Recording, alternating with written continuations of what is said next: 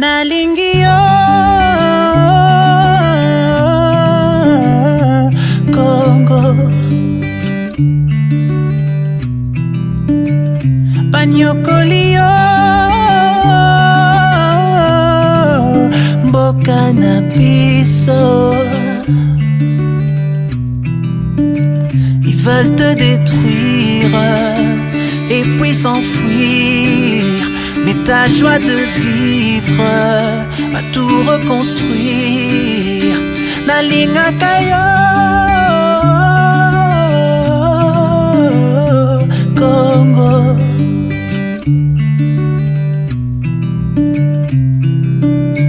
Soki ozalaka mutu nani alingaki koleka yo na makasi. Lelo na mokili mobimba batu bakomona yo elembo ya pasi. Nzambe, Nzambe tokocha elikya na biso epai na yo. Akela yo na kimia mpona nini lelo totoni na nzala. Nalingi yo Congo, Congo banyokoli yo mboka na biso. Ils veulent te détruire et puis s'enfuir, mais ta joie de vivre va tout reconstruire. Nalingaka yo Congo.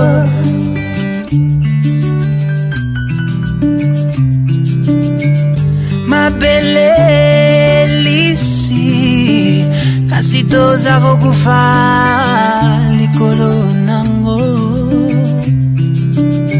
pona souffrance eleki mulangi ekoma kokitisa pasi ya motema. Nzambe, Nzambe tokocha losambo na biso pai na yo. Soki esengeli tolela ata mayambula ekokoka te. Nalingi yo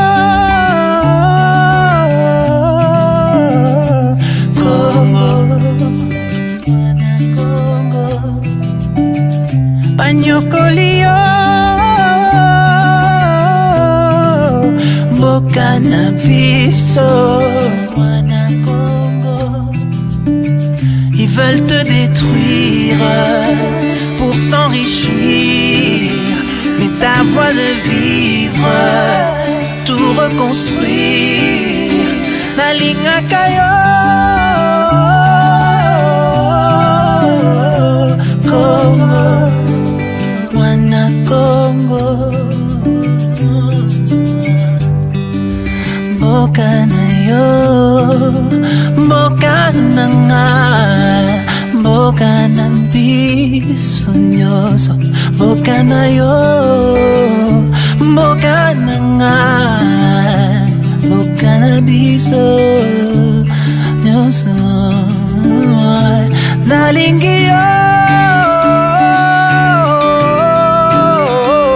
Congo, mwana Congo banyokoli yo mboka na biso. Ils veulent te détruire pour s'enrichir, mais ta joie de vivre va tout reconstruire. Nalingaka yo Congo, Congo, mon Congo.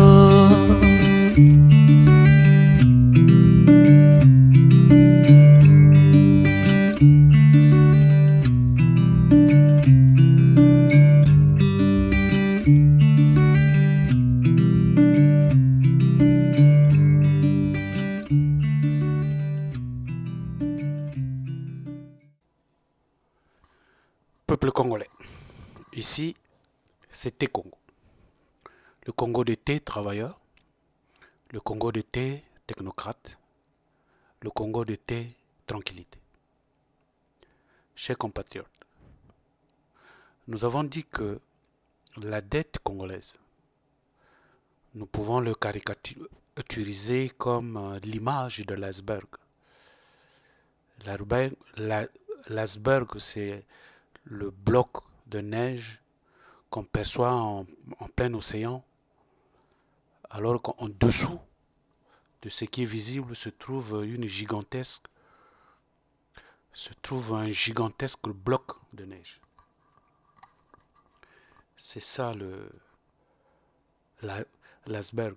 Ce qui est visible ne représente rien par rapport à ce qui est caché dans l'océan.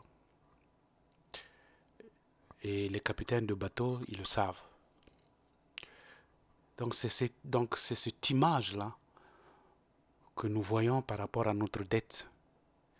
Parce qu'en réalité, ce que les autorités congolaises nous présentent comme dette ne représente que le 1/10 de la dette totale. Ce qui fait que le 9/10 est caché. Donc, il va falloir pour nous de plonger dans l'océan pour aller voir quelle est la partie visible. Donc nous sommes tenus, chers compatriotes, d'aller faire des recherches pour comprendre le 9/10 de la dette que les autorités congolaises nous cachent. C'est quoi cette dette? C'est pour cela que nous vous parlons de l'iceberg. Il y a une partie qui est cachée. La partie qui est cachée, c'est le 9/10 de notre dette. Ben, vous comprenez naturellement pourquoi, quand ils ont eu des pourparlers avec le FMI, ils ont caché cette dette. Peuple congolais, je vous ai dit que la dette que nous avons, quand nous étions en 2003, la dette par PIB était de 203%. Aujourd'hui, on parle de 120 en 2019. Mais retenez qu'en 2003, il était à 203%. Et même jusque-là, les gens applaudissent. Mais pour un pays qui se respecte, le seuil, c'est 50%. Donc quand on est à 120%, je crois qu'il y a un souci. Et encore que quand on était en 2003, c'est encore plus grave. Donc voilà ce que la dette nous cache. On ne sait pas qu'est-ce qu'ils ont fait, pourquoi ils sont arrivés jusqu'à ce taux. Mais ils ne le disent pas au peuple congolais. C'est bien beau, nous aujourd'hui, qu'on nous dit il y a une dette. Mais peuple congolais, vous comme moi, vous le savez, quand on va contracter une dette,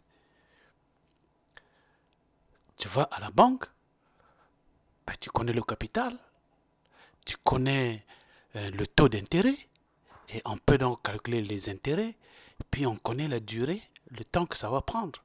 Et puis par rapport à ça, on fait le rééchelonnement, donc en ce moment-là, tu sais combien tu vas payer mensuellement. Alors aujourd'hui, nous, on nous dit qu'on a eu une dette. Parce que cette dette, elle est induite aux Congolais. Peuple congolais, il faudrait que vous sachiez que vous aviez une dette sur votre tête. Le problème n'est pas de dire oui, mais ce gouvernement, ce n'est pas un gouvernement légal qui est allé prendre cette dette, on ne connaît pas ça. Non, ce gouvernement a signé au nom du Congo. Donc nous, les enfants qui vont venir, les petits-enfants, il faut qu'ils sachent qu'il y avait un gouvernement, bien que des faits, comme on a l'habitude de l'appeler, mais ce gouvernement a signé. Alors comme il a signé, ben nous sommes obligés de plonger dans l'océan pour aller voir quelle est cette partie de la neige qui est donc cachée. C'est ça le peuple congolais. Le problème n'est pas de repousser d'une main de revers pour dire que ce n'est pas notre problème. Non, c'est notre problème. Les gens là, ils nous lèguent ça comme souffrance, comme dette. Donc ne le prenez pas à la légère. Il faudrait que nous puissions prendre conscience de ça. Et justement, nous qui avons compris ça, c'est ça qui nous enrage. Voilà pourquoi nous sommes en train de dire qu'il faut que ce monsieur, pour que nous puissions le chasser. Parce que ce monsieur, d'abord, c'est un mauvais gestionnaire. Et en plus, il n'est venu que pour voler. Peuple congolais, ne prenez pas les choses à la légère. C'est une dette qu'on nous laisse sur la tête. Et nous devons être conscients de ça. Alors, dans la vidéo précédente, je vous ai parlé un peu de la dette, ce qui était composé de cette dette-là. Donc, comme nous devons plonger pour aller connaître le 9/10 de cette dette, de quoi elle est constituée, quel est le capital, quels sont les intérêts, quel est le taux, quelles sont les devises et quels sont les pays, peuple congolais. Nous avons donc mené des investigations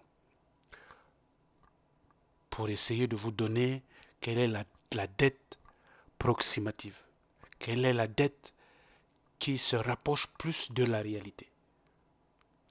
C'est ce que nous avons fait. Et dans la vidéo précédente, nous vous avons donné donc des tableaux.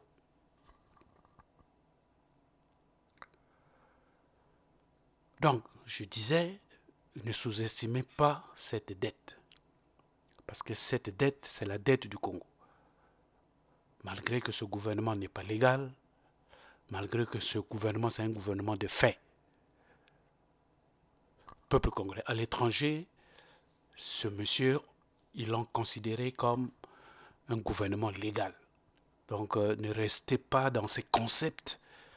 Alors que pendant qu'eux, ils sont en train de voler, ils sont en train de signer des contrats, ils volent, ben, vous êtes en train de crier, non, c'est un gouvernement illégal, c'est un gouvernement illégal, c'est un gouvernement de fait, c'est un gouvernement de fait. Non, peuple congolais, ils sont en train de creuser, ils sont en train de poser des actes. Allez chercher ces actes, les comprendre. Parce que c'est sur ça que demain, après-demain, vous allez travailler. Si vous allez contester cette dette, donc il faut connaître la dette. Parce que cette dette, elle est aujourd'hui induite à tous les Congolais. Voilà. Alors, des données qu'on vous a données là, qu'on vous présente, c'est des données que nous avons reçues, que nous allons chercher par nos relations. Les investigations que nous avons menées nous ont conduit d'aller trouver les données de la DGGT, c'est-à-dire la Direction Générale de Grands Travaux de M. Jean-Jacques Bouya. Et ces données-là, je peux encore vous le dire,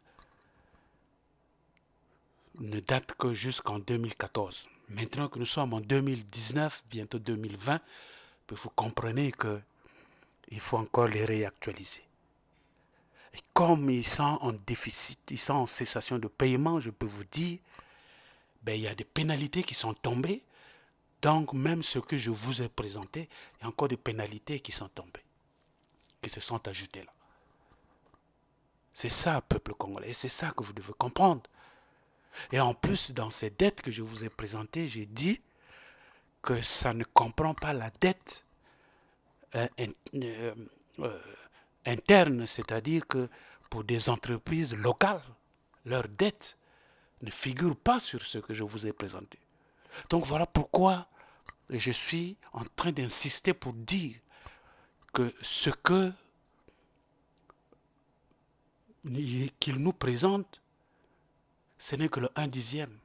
Donc quand il négocie avec le FMI, il ne parle pas de la dette, de la dette interne. Ils donnent comme l'impression que non, les entreprises locales, ils n'ont pas de dette, ici tout est réglé, ici tout est payé, tout est bon, il n'y avait pas de problème. Voilà l'image qu'il présente, alors que vous le savez, dans le fond, ce n'est même pas vrai. Alors, nous avons parlé de tout cela dans des vidéos précédentes. Je ne reviens plus sur ça. Je vous demande d'aller écouter les vidéos.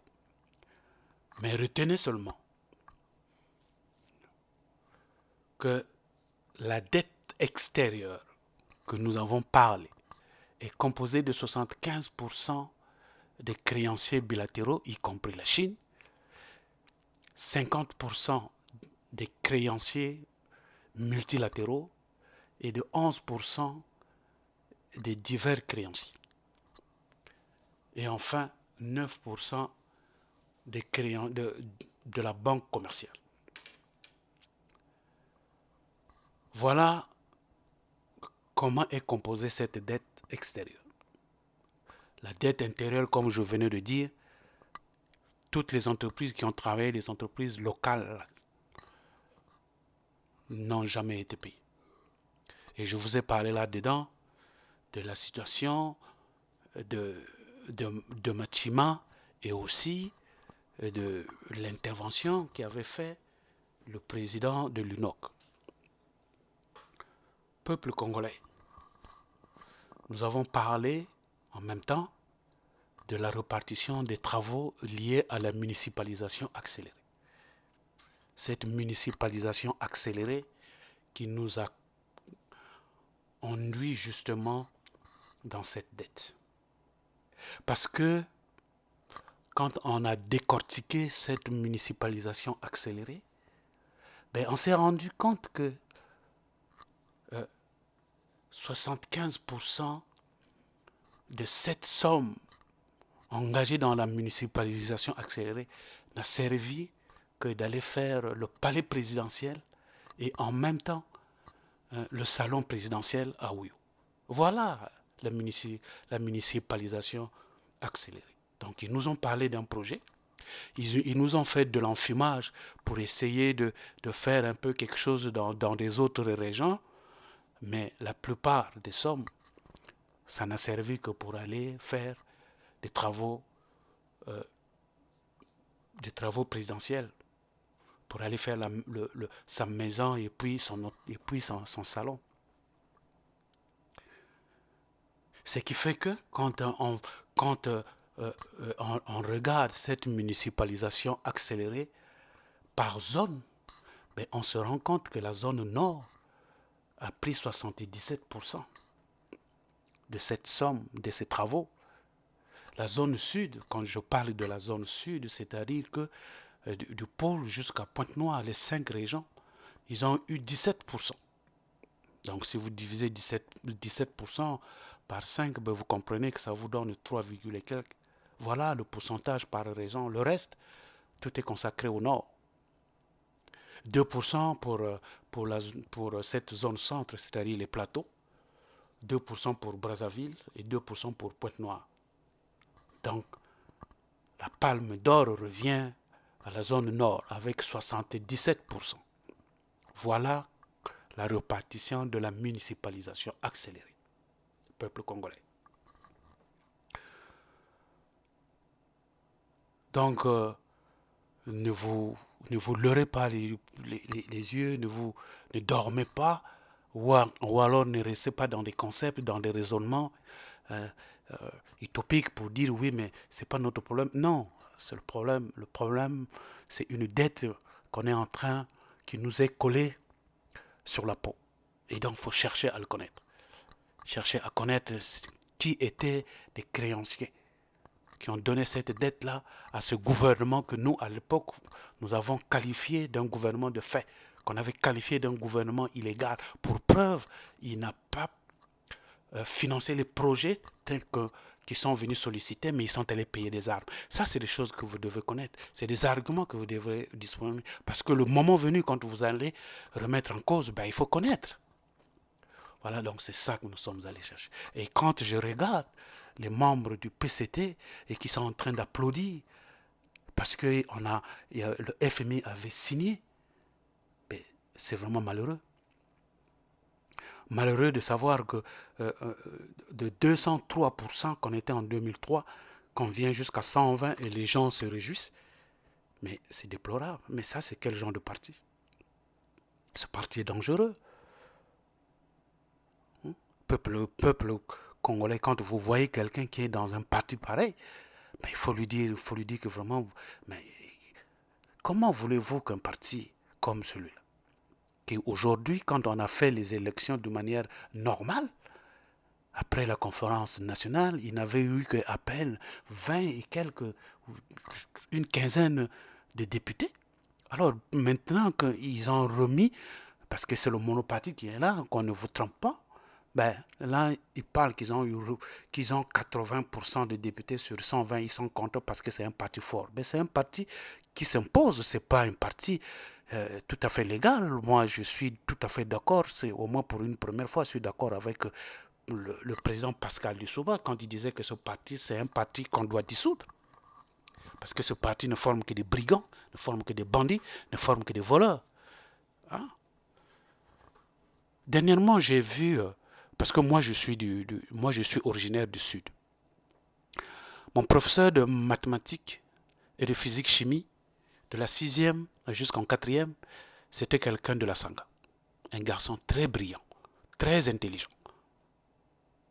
C'est d'ailleurs lui qui m'a donné le goût de faire des mathématiques jusqu'à ce que je suis arrivé au lycée. Et puis j'ai fait mon bac C, je l'ai reçu. Et puis voilà, je suis allé jusqu'à l'université. J'ai eu ce goût par lui. Un garçon très intelligent. Alors dernièrement, quand je l'ai croisé au rond-point de Mongali, avec son insigne du Parti congolais du travail, je lui dis, mais c'est quoi ça? Il me dit, oui, mais je suis député. Il était fier de me dire qu'il est député. Ah, j'ai dit, mais là, vraiment, il y a un souci. Que c'est-à-dire que tu t'es laissé vraiment, tu t'es laissé enrouler dans la farine avec un parti pareil. J'ai compris que, mais vraiment, même des gens intelligents se laissent emporter par ça. Et à longueur de journée, ils sont à l'Assemblée en train d'applaudir, en train de chanter la personnalité de Sassou. J'ai compris que le pays est loin. Qu'il faut qu'on fasse quelque chose. Cette machine est en train de broyer. Le PCT d'aujourd'hui n'est plus le PCT comme l'ont créé les fondateurs. C'est-à-dire à l'époque d'Ennou Mazalai, à l'époque d'Endala Gray, à l'époque d'Nkombo Machona, ou bien de Alfred Raoul. Mais aujourd'hui, c'est devenu juste une boîte, le PCT, qui chante à longueur de journée sans rien, parce qu'ils ne sont même pas capables de pouvoir interpeller ce gouvernement. Et même quand ils se retrouvent à l'Assemblée sous prétexte qu'ils veulent interpeller le gouvernement, mais ils posent des questions qui n'ont rien à voir même avec... Alors, vous comprenez que c'est vraiment malheureux, peuple congolais. Non, il faut qu'on fasse quelque chose pour le pays qu'on aime. Parce que ce pays a déjà entraîné une bonne partie des gens intelligents dans ce parti. Et on les a déjà roulés en farine. Ils ont même perdu le sens de raisonnement. Ils ont même perdu les vertus qu'ils avaient. Donc, voilà. Donc, il faut qu'on fasse quelque chose pour sauver notre pays. C'est très important, peuple congolais.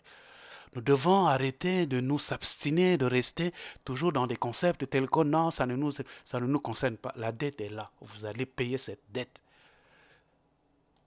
On va peut-être négocier, mais la dette est là. Il faut aller la négocier, mais la dette est là. C'est là où je voulais attirer votre attention. Il faut aller chercher. Et c'est ce que nous avons fait. Nous sommes allés chercher pour vous donner ces données-là. Pour que demain, vous sachiez à quoi s'en tenir. Ces gens-là, ils ont pillé. Ces gens-là, ils ont volé sans scrupule, sans honte. Peuple congolais. C'est pour cela que Sassou, nous le traitons aujourd'hui, nous le qualifions aujourd'hui d'un nègre fin. C'est-à-dire que ce monsieur, vraiment, c'est un voleur né. Il n'a même pas honte. Et les Congolais doivent prendre conscience de ça. C'est pour cela que nous sommes en train de mener cette guerre. Peuple congolais, maintenant que la dette est là, parce que vous savez que cette dette-là, nous vous l'avons présente. Allez-y suivre la vidéo que nous avons faite. Nous avons mis des tableaux, les données sont là. Les données qui vont jusqu'à 2014. Alors vous pouvez imaginer 5 ans après ce qui s'est ajouté. Une dette pareille a des conséquences. Donc ce sont des conséquences que nous allons vous parler aujourd'hui. Peuple congolais. Je vais encore vous mettre un tableau, très succinctement, mais cette fois-ci qui va de 2001 jusqu'en 2018, pour vous donner juste une idée, des idées. Alors, il est là, j'ai mis ça pour vous. Les recettes, c'est en milliards. La colonne verte que vous allez voir, ça, ce sont les recettes budgétaires. Et en rouge, ce sont les dépenses. Et après, vous allez faire la différence, vous allez voir qu'il y a une balance. La balance, effectivement, elle est négative à partir de 2014 jusqu'en 2017. Peuple congolais. Et donc, depuis là, comme depuis 2018, ils ne veulent plus faire des dépenses, ils donnent l'impression pour prouver justement au FMI que nous sommes en train de faire les efforts. Non. Le taux, effectivement, la balance, il est positif, mais le problème, c'est qu'ils ont caché des données. Parce que là-dedans, il n'y a pas de dépenses internes. Voilà, c'est ça la réalité. Je vous ai mis le tableau. Alors, en 2011, les recettes étaient de 2 milliards, de 2858 milliards 600 millions. En 2012, c'est passé à 2965,8 milliards. En 2013, c'est passé à 3103,3 milliards. En 2014, c'est passé à 3315 milliards de dollars. Et en 2015, c'est passé à 1650 milliards, 1000 de milliards. En 2016, 1531 milliards. En 2017, 1415 milliards. En 2018, 1892 000 milliards. C'est en CFA. Voilà les recettes budgétaires. Et là-dedans, on trouve les recettes pétrolières, les dons, tout ça. Maintenant, ce qui concerne les dépenses, en 2011, c'était de 1774,6 milliards. En 2012, c'était de 2583,3 milliards. En 2013, c'était de 2713 milliards. En 2014, 3672,2 milliards. En 2015, 2524,6 milliards. En 2016, 2264,1 milliards. En 2017, il était de 1220 milliards. Et en 2018, de 1495 milliards. Voilà les dépenses. Et là, dans ces dépenses, il y a des dépenses courantes, des salaires et puis des dépenses en capital. Voilà, peuple congolais. Pour vous donner encore des dépenses, pour vous donner une... Et puis, ça balance. La balance, quand vous faites la différence, vous regardez le tableau, vous allez voir que de 2011 jusqu'en 2013, à peine 2 ans, était encore positif. Nous l'avons dit que ça commençait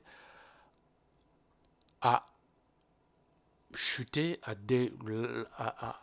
avoir une régression à partir de 2014. Pourquoi? Parce que la différence est négative. En 2015, c'est moins 874 milliards. En 2016, c'est passé à 733 milliards. En 2017, 305 milliards, ainsi de suite. Voilà un peu, peuple. Ça, c'était juste pour vous donner un peu les recettes et les dépenses. Mais sur les sur la dette qu'ils sont allés contracter.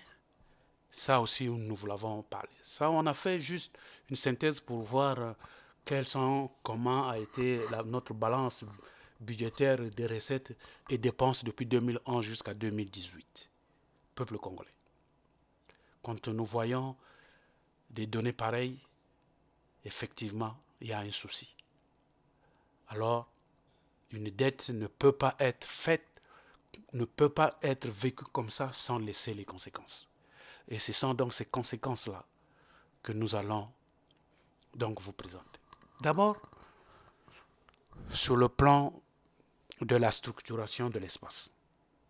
Qu'est-ce que cette dette donne comme conséquence?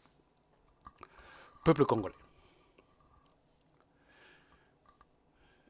Les investissements ont débouché sur des résultats relativement importants en termes de structuration et de modernisation des espaces. C'est-à-dire que le projet en soi qui consistait à faire la municipalisation accélérée n'était pas mauvais. C'est un projet. Parce que dans ce projet, il était question de quoi? Ça renfermait quoi, la municipalisation accélérée dont on nous a parlé, dont on nous a vendu, là, j'appelle ça vendu, on nous a fait comprendre que les départements seront décentralisés, que maintenant les Congolais vont vivre mieux qu'avant. Il était question de quoi là-dedans? De bitumer les routes. Il fallait bitumer les routes, faire des kilomètres de bitumage reliant différents départements. C'est-à-dire qu'on pouvait aller d'un département à l'autre parce qu'il y avait des routes.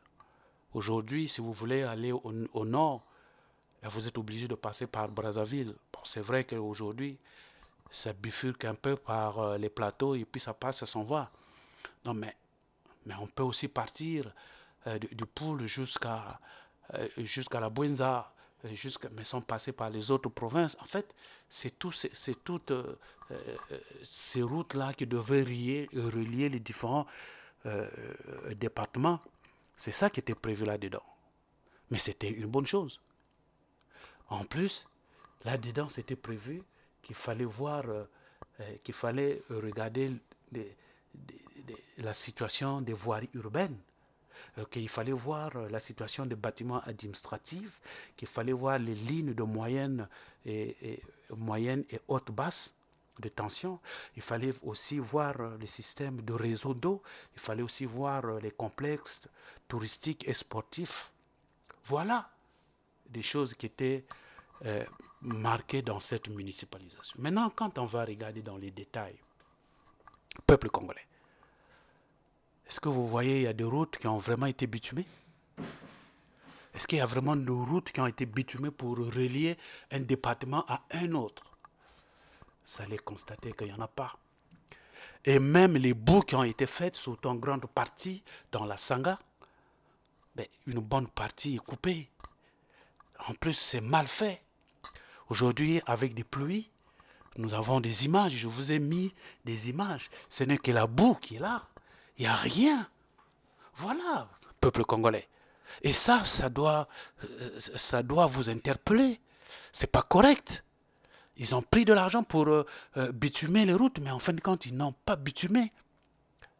Et c'est ça le mal de Congo. Aujourd'hui, c'est difficile. On voit des camions, même des camions qui font Brazzaville, Pointe-Noire. Ils font des accidents parce que même jusque-là, peuple congolais, des voies, c'est des petites voies.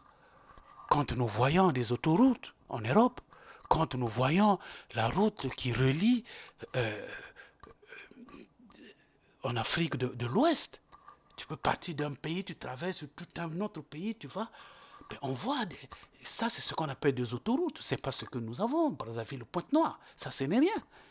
Mais ils sont fiers de ça. Et le comble encore, c'est qu'ils veulent nous faire comprendre que la route de Brazzaville-Kinkala, c'est Sassou qui l'a fait. On a regardé, on a vu comment le préfet, il vient et puis il parle il se permet de dire, oui, avec la municipalisation, le président de la République, Denis Sassou Nguesso, a permis de construire cette route, donc il faut l'entretenir en plantant les bambous pour ne pas que ça puisse être coupé, il faut l'entretenir. Voilà, quand le gouvernement... Voilà comment un gouverneur, ou c'est pas si c'est des préfets qu'on les appelle, un vendu, il vient nous présenter. Mais heureusement, Kintoumi était là. Il a dit non. Cette route n'a pas été financée par Sassou. C'est l'Union européenne qui a donné l'argent. Alors arrêtez de venir nous raconter des histoires. Voilà, peuple congolais. Quand on vous dit que ces gens-là, c'est des menteurs, ils sont nés menteurs et ils n'ont même pas honte. Voilà un papa, un vieux comme ça, qui vient raconter des conneries. Je ne sais pas quand il regarde ses enfants, quand il mange à table, quand il regarde ses enfants, qu'est-ce qu'il leur dit? Je ne sais pas si vraiment ils ont honte. C'est incroyable. Tu te permets de venir raconter des histoires alors que tout le monde le sait. C'est comme la corniche. Cette corniche de Brazzaville, mais les gens savent que c'est l'Union européenne qui a financé. Non, les gens se balancent pour vouloir nous faire comprendre que c'est les travaux de Sassou, que ça fait partie de la municipalisation. Mais non. Voilà. Voilà des gens, ils bouffent l'argent et ils veulent nous faire comprendre que non, on a fait la municipalisation dans le pool. Mais non, la route qu'ils ont fait, ce n'est pas la municipalisation. Alors que quand vous partez regarder la carte, ils nous ont dit qu'ils ont fait la municipalisation, c'est la route là. Mais non, la route là, c'est l'Union européenne qui avait financé ça. Voilà. Peuple congolais. Des bâtiments administratifs. Quels bâtiments ils ont financé, sinon que vous voyez des mairies qui sont allées construire au nord. Ils sont allés construire l'église. Ils sont allés construire la BEAC, la Banque des États de l'Afrique centrale, à Oyo. Nous allons parler de ça. Pourquoi on est allé construire ça là-bas, peuple congolais. Hein? Et en plus, ce n'est même pas à Owando qu'ils sont allés le construire. Encore que ça pouvait être à Owando, on peut comprendre, c'est le chef-lieu. Mais ils sont allés le construire à Oyo. Mais peuple congolais, vous ne pouvez pas comprendre. C'est ça la municipalisation. Quand on nous dit c'était prévu les lignes de haute tension pour que nous ayons... Ils ont fait des projets, ils sont allés prendre de l'argent pour pouvoir éclairer tout cela. Mais ils sont venus avec un autre concept, le délestage, peuple congolais. Vous trouvez ça normal? Voilà, des réseaux d'eau. Aujourd'hui, regardez comment les gens se baladent avec les bidons à travers la ville, partout pour aller chercher d'eau. Il n'y en a même pas. Ce sont les mêmes canalisations qui existent depuis l'indépendance, qui sont là depuis. Ça n'a jamais changé. Et quand les gens ouvrent, il y a de l'eau et tout est rouillé. Mais ce n'est pas normal, alors qu'ils ont pris de tout cela. Ils nous parlent des complexes sportifs. C'est bien qu'ils sont allés construire un stade là-bas à Kintele. Ben de Kintele là jusqu'au stade Massamba Deba, ça ce n'est rien. Donc on se retrouve avec deux stades dans la ville. C'est pas mauvais en soi, mais il faut aussi savoir mettre dans les autres, puisque c'est ça qui a été dit dans les autres départements. Effectivement, on en a construit au nord, 2 ou 3. Il y en a d'autres qui ne sont pas finis. Je veux vous donner des détails un peu plus loin. Mais alors, qu'est-ce qui a été fait à Dolisie? Qu'est-ce qui a été fait à Mosenjo comme terrain sportif? Mais non, il n'y en a pas. Peuple congolais. Donc, la municipalisation accélérée n'avait pas été élaborée pour développer les départements. Non, ça a été fait uniquement pour l'intérêt de la zone nord, en particulier dans la Sanga et le Oyo. Vous aviez des données, vous aviez des répartitions par carte. Allez-y regarder. Ces données et ces cartes, peuple congolais, ce n'est pas nous qui inventons. Nous vous disons que c'est des données de la DGGT, c'est-à-dire la Direction Générale de Grands Travaux de Buya. Les données sont là. Nous n'inventons rien. Voilà, peuple congolais. Même là où les travaux ont été effectués, aujourd'hui, on constate que ça n'avait jamais fini. Et qu'aujourd'hui, quand on regarde, ils ont dit qu'ils devaient évacuer des caniveaux au niveau de Brazzaville, le drainage pour que l'eau circule bien. Peuple congolais, vous avez vu aujourd'hui, les gens sont obligés de se déplacer en pirogue en pleine ville.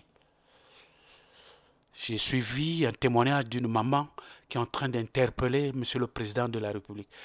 J'ai pitié de cette femme qui disait j'ai les armes, j'ai l'arme en train de... Mais les larmes vont couler parce que ce monsieur n'a pas de sentiment de la population. Moi que vous parle, je suis conscient aussi que ce n'est pas tous les gens du Nord qui ont été au lait et au miel. C'est juste une partie du Nord.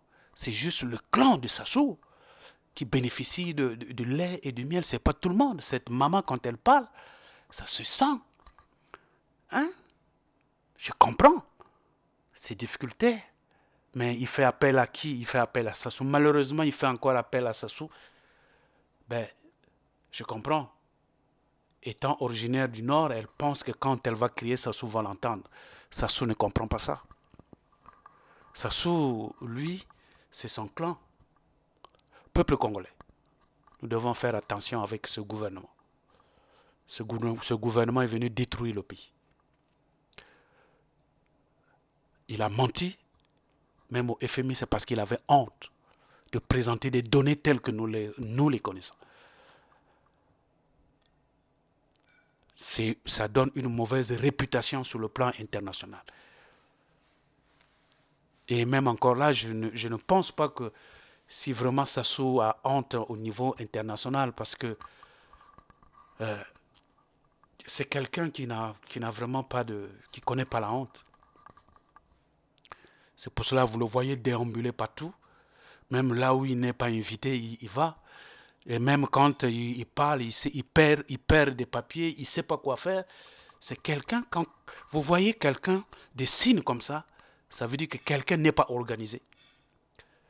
Quelqu'un n'est pas organisé. Aujourd'hui, de nos jours, des choses se font sur papier, sur les jours. Nous avons suivi Marien Ngouabi.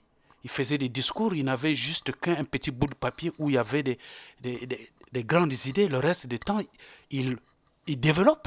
Mais ce n'est pas Sassou. Suivez les discours de Sassou. Vous allez compter le nombre de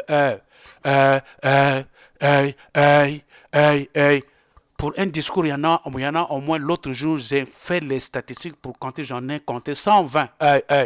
Tout simplement, c'est parce qu'il est en carence de mots. Peuple congolais, c'est très grave. Non, devons nous révolter.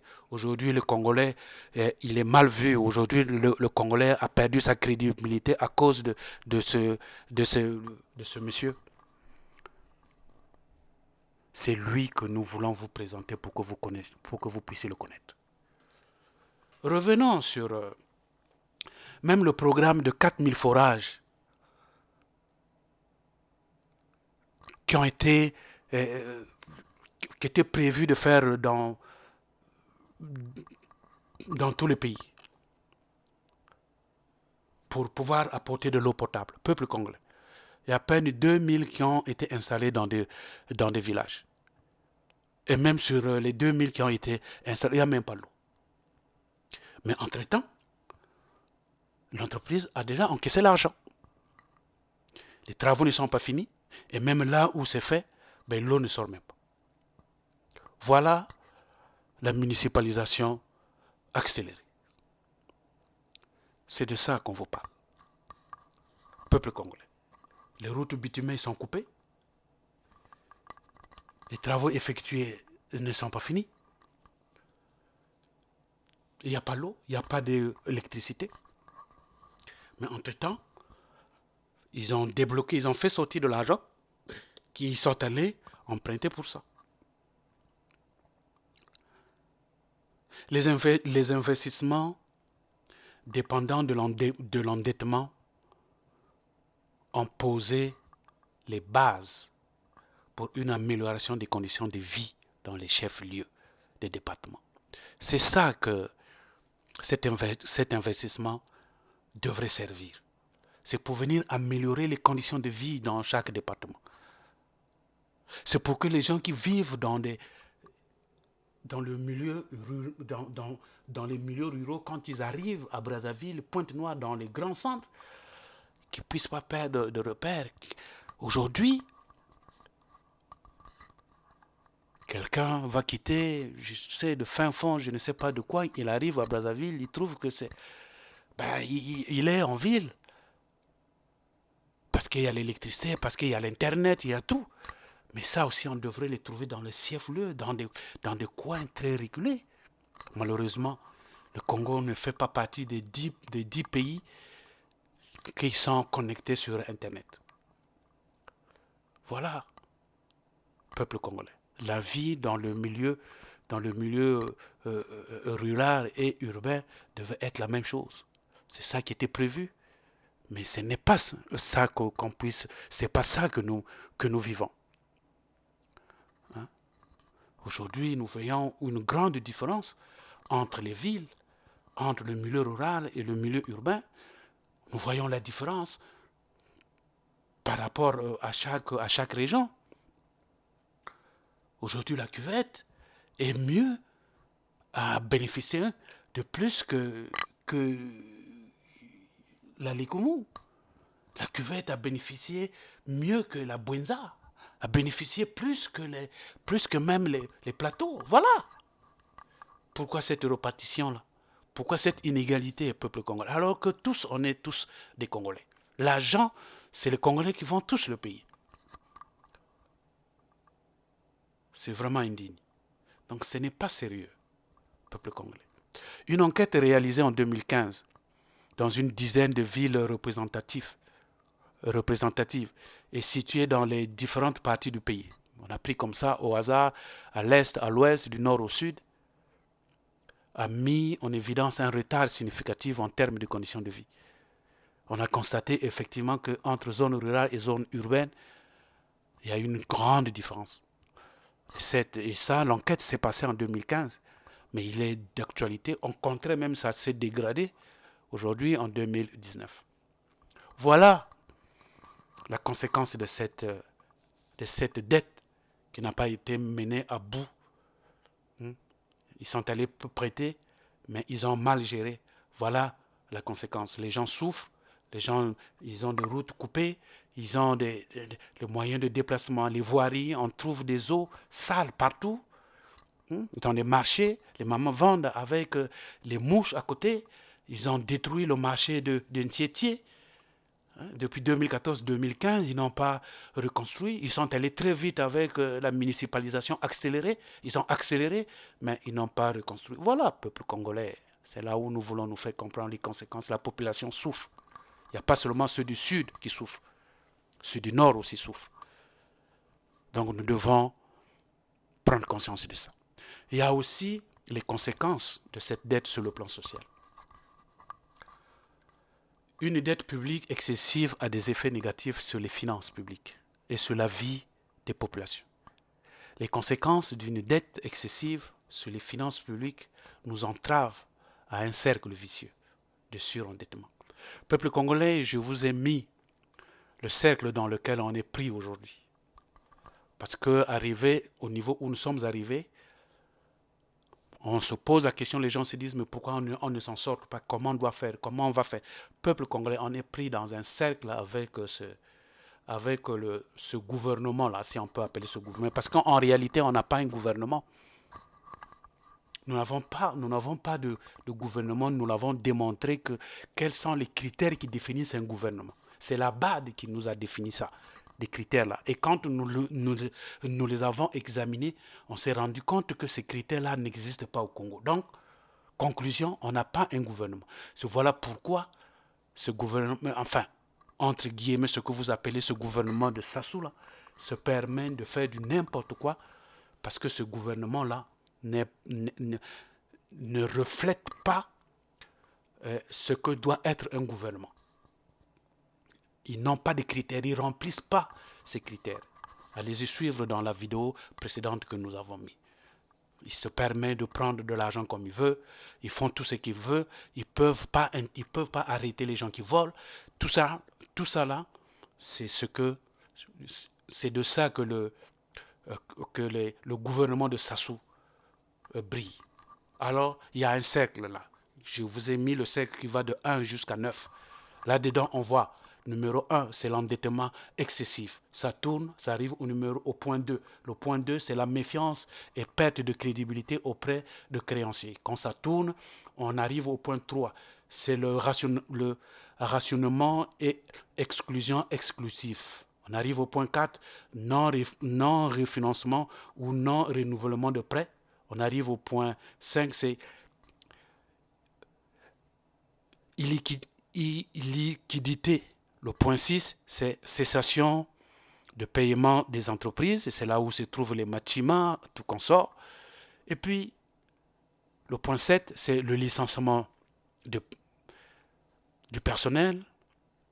Le point 8, retard de paiement des salaires et des pensions. Au point 9, illiquidité souveraine et cessation de paiement. Et enfin, on retombe encore. Quand c'est comme ça, qu'est-ce qu'on fait? On arrive au point 9. Puisqu'on n'a plus de liquidité, ben, on va encore s'endetter. Et puis, on revient encore au point 1. Donc, l'endettement, il faut encore aller s'endetter. Et puis, on retombe encore au point 2. C'est-à-dire, on n'a plus de confiance, donc il y a maintenant une méfiance et puis perte de crédibilité et puis ainsi de suite et puis on tourne en rond, on tourne en rond. C'est ce que vous voyez, on tourne en rond depuis 2000, depuis Sassou est passé au pouvoir depuis 1999. On tourne en rond, malgré des volumes en recettes pétrolières qu'on a eu. Peuple congolais, voilà. Et entre-temps, eux, ils se sont remplis les poches. Au Congo, dès 2016, la conjoncture de la baisse du prix du pétrole et du remboursement de la dette a eu lieu des conséquences sur le fonctionnement de l'économie. Je parle de 2016 parce que ça s'est un peu amélioré, mais la réalité c'est que c'est parti beaucoup plus à partir de 2003. Je vous ai dit que la dette par PIB était déjà à 203%. Peuple congolais. Nous disons que le remboursement de la dette a eu des conséquences sur le fonctionnement de l'économie du pays. Les entreprises du secteur parapétrolier ont réduit leur personnel de près de 30%. Ça, nous le voyons et nous sommes en train de le vivre. L'État accuse des retards de plus de 3 mois de salaire dans le paiement de salaire de certaines catégories de l'agent de la fonction publique. Dans les hôpitaux, les universités, les écoles, rien ne marche. Les enseignants ne viennent plus pour aller enseigner. Les infirmiers, les docteurs ne sont plus là. Et puis voilà, même les bus, ils font maintenant des demi-terrains. Peuple congolais. Voilà comment le pays est maintenant géré. Le pouvoir d'achat des agents, des travailleurs du secteur informel, c'est-à-dire les artisans, les vendeurs au marché, a largement chuté. C'est difficile. C'est ce que nous avons dit. À chaque coin de la rue, il y a maintenant du commerce. Alors, face à une situation impossible de faire face aux obligations financières, de façon immédiate, par manque de liquidité, s'ajoutent encore d'autres situations. Voilà pourquoi nous devons faire attention avec ce gouvernement. Vu qu'il n'y a pas l'argent, vu qu'ils payent, ils ne veulent pas payer, et même ceux qui sont allés partir emprunter, ils ne payent pas. Les engagements qu'ils ont pris, ils ne payent pas. Alors, il faut éviter donc la continuation de défauts de paiement. Il n'y a pas de rationnement, le non-refinancement, et puis la cessation de paiement, c'est le cercle que je vous ai parlé. Donc c'est ça qui vient s'ajouter à cette dette, les difficultés que nous avons actuellement. Le Congo est donc obligé de recourir à chaque fois aux institutions de Bretton Woods. Mais ces institutions-là proposent une politique d'ajustement budgétaire. Peuple congolais. En juillet 2015, le FMI proposait déjà l'ajustement budgétaire en s'appuyant sur une amélioration de la politique de mobilisation de recettes. En 2015, ça n'a même pas marché. L'endettement excessif quand vous l'aviez dans le pays. Et ça cause des conséquences. Donc l'endettement excessif et la nécessité d'amortir la dette en adoptant des mesures en matière d'ajustement budgétaire ont des répercussions sur le vécu des Congolais. Ce qui fait que le secteur de la production étant fortement lié à la commande publique, qu'est-ce qu'on constate? Il y a une réduction des possibilités d'action de l'État. Et pour cela, ça entraîne une diminution des activités dans le secteur privé. Donc voilà pourquoi, dans le secteur privé, ils sont obligés de faire une compression du personnel. Les entreprises du secteur para-pétrolier et au secteur qui sont basés à Pointe-Noire, entre 2016 et 2017, ils ont fait la compression des compressions du personnel à peu près à 30% de leur effectif. Et il n'y a pas seulement Pointe-Noire, Brazzaville c'est pareil.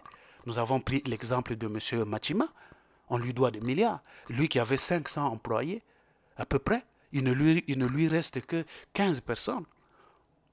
Alors, faites donc la différence. Et quand vous savez que chaque employé nourrit à peu près 8 bouches, donc vous voyez, quand vous faites la différence, c'est 500 personnes qui sont parties, multipliées par 8 bouches, le nombre des Congolais qui sont en train de souffrir. Et tout ça parce qu'on ne lui a pas payé des travaux qu'il a effectués. Nous avons parlé de ça dans la vidéo précédente. Allez-y regarder, peuple congolais. Nous avons dit aussi qu'il y a des retards de salaire. Voilà, les fonctionnaires ne sont pas payés, les retraités ne sont pas payés. Voilà la situation, peuple congolais. Alors aujourd'hui, ce gouvernement désespéré, le gouvernement de Sassou, désespéré, que moi j'appelle que nous n'avons pas de gouvernants au pays, mais ceux-là de Sassou qui sont là, qui sont sous la roulette de Clément Mwamba. Ce monsieur Clément Mwamba aujourd'hui, qui fondent leur espoir en voulant faire comprendre aux gens que la Banque africaine de développement d'Abad, ils vont aller emprunter, ils comptent que la BAD va octroyer une aide de 262 milliards. C'est sur ça que Clément Mwamba compte. Il compte aussi sur la Banque mondiale qui va donner environ 171 milliards de francs CFA. Et il compte aussi sur la France qui va donner 89 milliards. Nous avons suivi l'ambassadeur de France qui a signé avec la dame, le ministre du plan, pour dire oui, on en a besoin pour notre budget. Peuple congolais, c'est quelle honte. C'est-à-dire que le Congo attend l'aide de la France pour faire son budget. Pour faire son budget, c'est ce que j'ai retenu de la déclaration de cette dame. C'est vraiment malheureux de dire que oui, ça va nous servir pour faire notre budget. Mais peuple congolais, la France, s'il donne ça, ce n'est pas pour faire le budget. C'est pour investir sur il faut investir, ce n'est pas pour aller... Non, c'est vraiment malheureux. C'est-à-dire, ils vont faire tout cela, il faut aller payer des dettes. Les dettes, parce que la Chine est en train de menacer. Donc c'est là où ils vont aller essayer un peu d'aller calmer là-bas parce qu'ils ont des retards. Voilà à quoi ça va servir. Et même là, on se pose la question. Pourquoi donner autant d'aide dans ce pays? Ce pays qui a tant volé. Et donc, c'est de ça que les gens sont en train de se pavaner en France et les gens du PCT applaudissent. Ils sont contents quand Clément Mwamba vient leur parler de tout cela. Parce qu'ils se disent que voilà des mesures qui vont nous faire sortir de la crise. Mais non, peuple congolais, c'est vraiment malheureux. Et ces fameux riches-là qu'on voit, on les voit en train de pavaner en plein Brazzaville avec 5 portables en main et puis tout un trousseau de clés qui pèse 1 kilo pour prouver que oui, c'est de nouveaux riches. Peuple congolais. Des nouveaux riches qui n'ont pas d'entreprise. Ils trouvent l'argent où? Aujourd'hui, comme disait le général Moukoko, quand on va nous parler de Ibina, Mais on a connu, les Congolais connaissent qui était M. Ebina, qu'est-ce qu'il a fait. Donc si ces enfants aujourd'hui viennent nous parler que moi j'ai des millions, mais les Congolais ils vont comprendre, ils vont savoir, parce que leurs parents avaient laissé. On a connu des Ndiétiés, hein? On a connu des Ngulunkunku. Ces gens, c'est des gens qui ont travaillé. On a connu des Albert Makumbu. C'est des gens, c'était des grands commerçants. On a connu les Mouyossi. C'était des grands commerçants. C'était des gens qui ont travaillé, qui ont laissé. Hein? On a connu des gens qui avaient des affaires qui marchaient. Donc si leurs enfants aujourd'hui viennent nous dire, nous, notre père, voilà l'héritage des bâtiments qu'ils ont laissés au marché total. On a vu les Albert Makumbu, c'est eux qui ont des bâtiments là. Sur l'avenue de Trois Martyrs, c'est les Ntiétiés qui ont construit tout consort. Tous ces gens, on les connaît, ces gens-là. Et donc, quand ces enfants se présentent, on peut comprendre ce moment. Mais les nouveaux qui sont venus, les nouveaux milliardaires, qui sont devenus des milliardaires, où est-ce qu'ils ont trouvé l'argent? Ils disent qu'ils font des affaires au Congo. Mais ces affaires-là sont où? On a cherché les entreprises au Congo, il n'y en a pas. Alors maintenant, quelle activité qu'ils font? Ils vendent les os des personnes humaines alors. Puisqu'ils sont allés construire une musée, là, sous prétexte que c'est les os de Savorgnan de Brazza, peuple congolais. On avait besoin des os de Savorgnan de Brazza. Ça coûtait 10 milliards, ces os de Brazza. On en avait besoin au Congo? Mais nous, on a des os ici, là-bas. Au Congo, on a des os. Des gens qui ont fait l'histoire. Des Youlou. Hein? Des Opango. De Jacques Opango. Tu préfères qu'on aille, mais c'est les os de Jacques Opango, comme les amène à Brazzaville, qu'on les mette là-bas, les Congolais seront contents. Hein? Les Tchétchélés. Hein? Tous ces gens, nos pères de l'indépendance, c'est eux, les Youlous. C'est ces eaux-là qu'on a besoin, et non les eaux de Gaulle. Vous partez les chercher en France ou je ne sais pas où. Combien de eaux des Congolais que les Français sont venus chercher au Congo pour les amener en France? Peuple congolais. C'est vraiment ridicule. C'est ridicule d'arriver à ce point. Mais vous allez comprendre, mais en réalité, peuple congolais, ce n'était pas réellement pour aller chercher les eaux de Gaulle, de Savorgnan, de Brazza. Il fallait trouver la Libye pour aller chercher des eaux. En fait, en réalité, il fallait aller construire leur lieu de retrouvailles avec les histoires de la franc-maçonnerie. Mais dans cette musée derrière, on a enterré les os des Congolais. C'est là où ils se retrouvent. Peuple congolais, parce qu'il fallait qu'ils puissent construire un temple. Peuple congolais, je vous invite de ne pas aller consulter ce musée. Ce musée, c'est un coin de la franc-maçonnerie. Je demande aux Congolais de ne pas aller là-bas, de ne jamais aller visiter. C'est un coin de la maçonnerie. C'est là où ils se retrouvent. Et puis dans tous les ronds-points des Congolais, là, Mungali, partout là, ils ont enterré les os des Congolais. Pourquoi? Ben c'est parce qu'ils savent quand il y a des mouvements, c'est dans des ronds-points qu'ils se retrouvent. Donc on a enterré des os là-dedans pour que effectivement les Congolais ne se retrouvent plus là-dedans. C'est ça la réalité, peuple congolais. Voilà comment l'argent des Congolais se disperse. C'est dans des choses pareilles. Aujourd'hui, ils ont des problèmes avec les 48 mesures. Ils ne sont même plus capables. La deuxième tranche. Nous savons que le FMI finira toujours par donner. Mais vous comprenez qu'ils ont des difficultés de pouvoir se justifier. Ils ont des difficultés. Mais soyez sûr que le FMI finira toujours par donner. Peuple congolais, qu'on ne vous trompe pas. Le FMI fait il est là pour fructifier son argent. Ce sont les États-Unis qui ont donné, ce sont l'Union européenne, c'est la France, c'est les Allemands, c'est eux qui ont mis de l'argent là-bas pour pouvoir emprunter dans des pays qui sont pauvres, demandeurs, et puis ça leur apporte des intérêts. Avez-vous vu déjà les États-Unis aller demander l'aide au FMI? Avez-vous déjà vu la France aller négocier de l'argent au FMI? Le FMI, c'est beaucoup plus pour des pays africains, des pays sous-développés. C'est vrai que la Grèce a demandé, mais vous avez vu comment la France s'est pliée en quatre, l'Union européenne s'est pliée en quatre pour pouvoir aider la Grèce. Alors, les mêmes, est-ce qu'ils se sont pliés en quatre pour pouvoir résoudre le problème des pays africains avec... non, peuple congolais. Il faut que vous puissiez comprendre que ces genres de mesures ne sont pas là pour nous, pour essayer de nous guider. Aucun pays qui est allé emprunter de l'argent au FMI, il s'en est sorti et puis développer son économie. Il n'y en a pas. Il n'y en a pas. Peuple congolais, ça c'est la vérité. Même le Ghana qui était plébiscité l'élève du FMI, mais la deuxième fois quand on le lui a donné, il a refusé. Alors quand on voit maintenant chez les Congolais, ils partent emprunter l'argent au FMI et puis les gens du Parti congolais du travail se mettent à jubiler, à danser. C'est malheureux, c'est grave, peuple congolais. Donc quand je regarde mon professeur, un garçon intelligent, se retrouve dans ce genre de choses en train d'applaudir, le PCT, c'est vraiment... Et quand je regarde des députés comme, je ne sais pas comment ça s'appelle, Ebovi, là, en train de raconter des histoires, c'est des gens qui n'ont vraiment pas de crédibilité. Peuple congolais. Alors, quelle leçon pourrons-nous tirer de cette gestion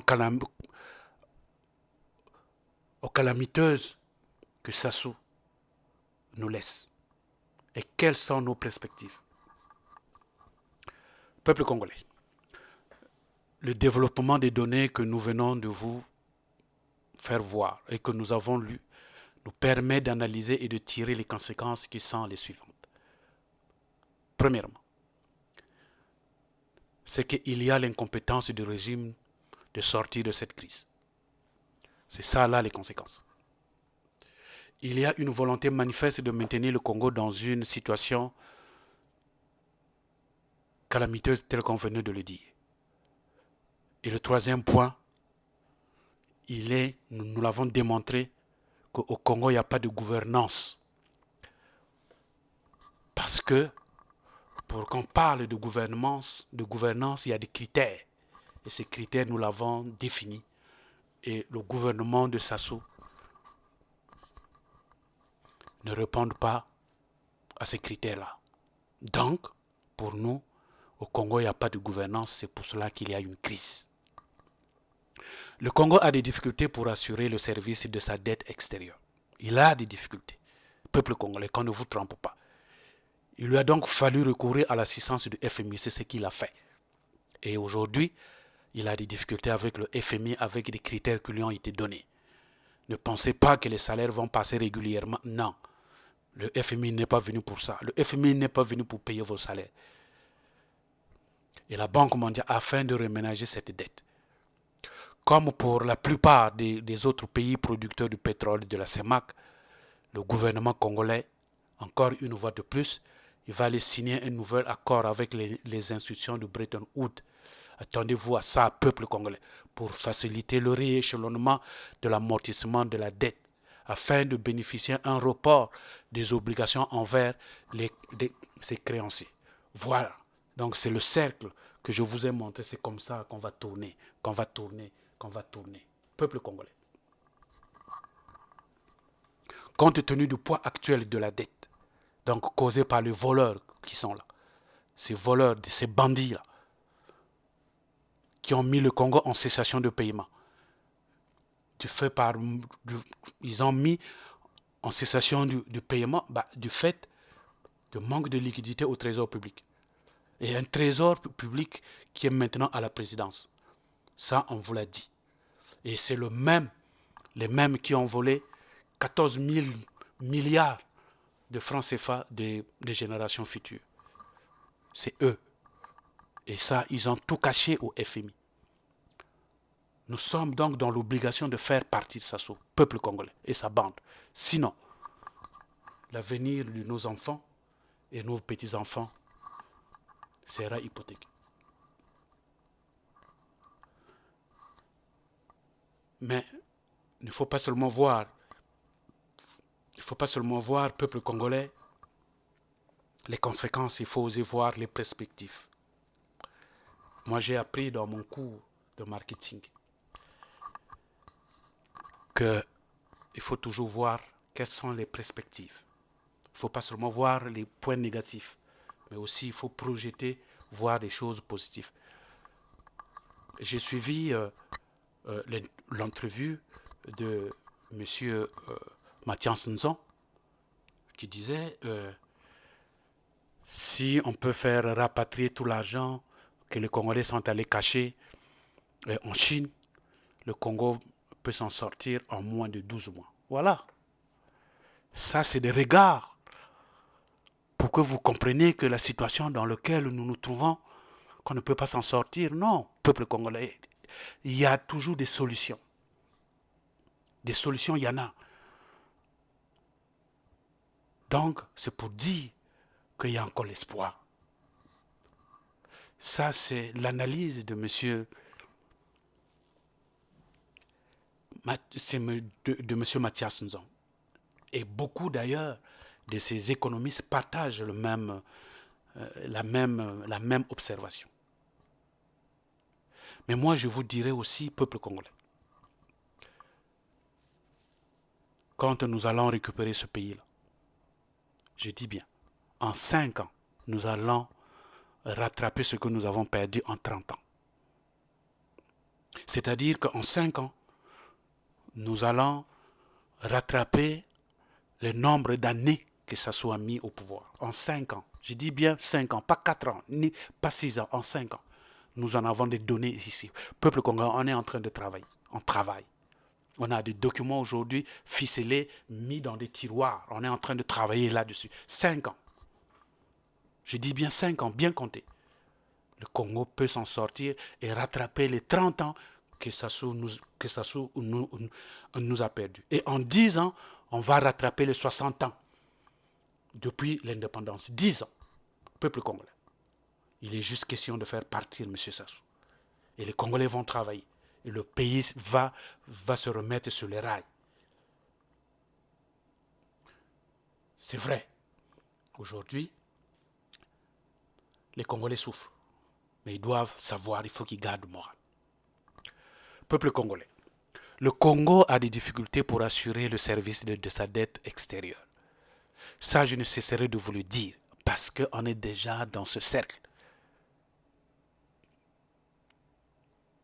Mais, avec des mécanismes que nous allons faire, notre pays, nous allons le construire autrement. C'est ça que nous appelons un nouveau Congo.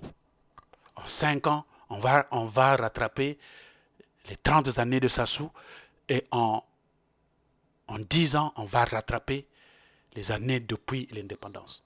C'est possible, peuple congolais, 10 ans. C'est ça que nous appelons le nouveau Congo. Nous allons faire une vidéo pour vous parler en détail du nouveau Congo. Comment nous allons nous prendre pour faire sortir ce pays. Peuple congolais. Un avenir radieux est devant nous.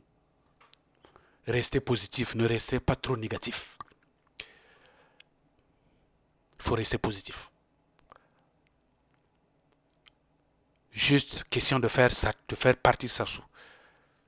Le Congo va rayonner. Le Congo va retrouver son éclat d'autrefois. Le Congo va reconnaître ses mérites qu'il avait avant. Le Congo peut s'en passer du programme du FMI, peuple congolais. Dans un nouveau Congo que nous voulons bâtir, que nous allons laisser à nos enfants, peuple congolais. Il sera question de quoi? Il y aura des socles que nous allons mettre. Nous allons les détailler. Je vous ai promis, je ferai une cassette pour ça. Mais déjà, pour vous donner une idée, nous aurons un socle, disais-je. Notre socle sera basé sur quoi? Sur l'obligation de rendre compte sur le plan politique à des périodes précises sans manipulation des résultats des élections. Il faut que ça rentre dans les mentalités des Congolais. Fini de manipuler les résultats des élections, peuple congolais.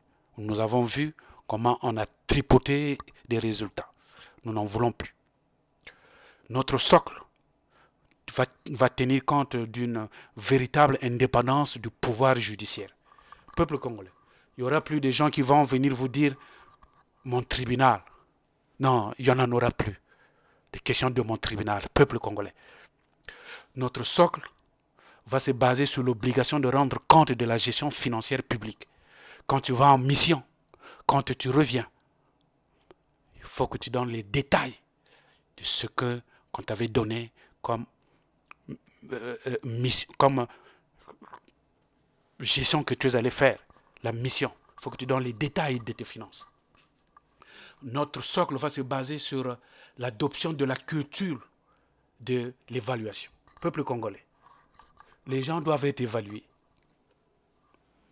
Ceux qui sont dans la fonction publique, les gens doivent être évalués, peuple congolais.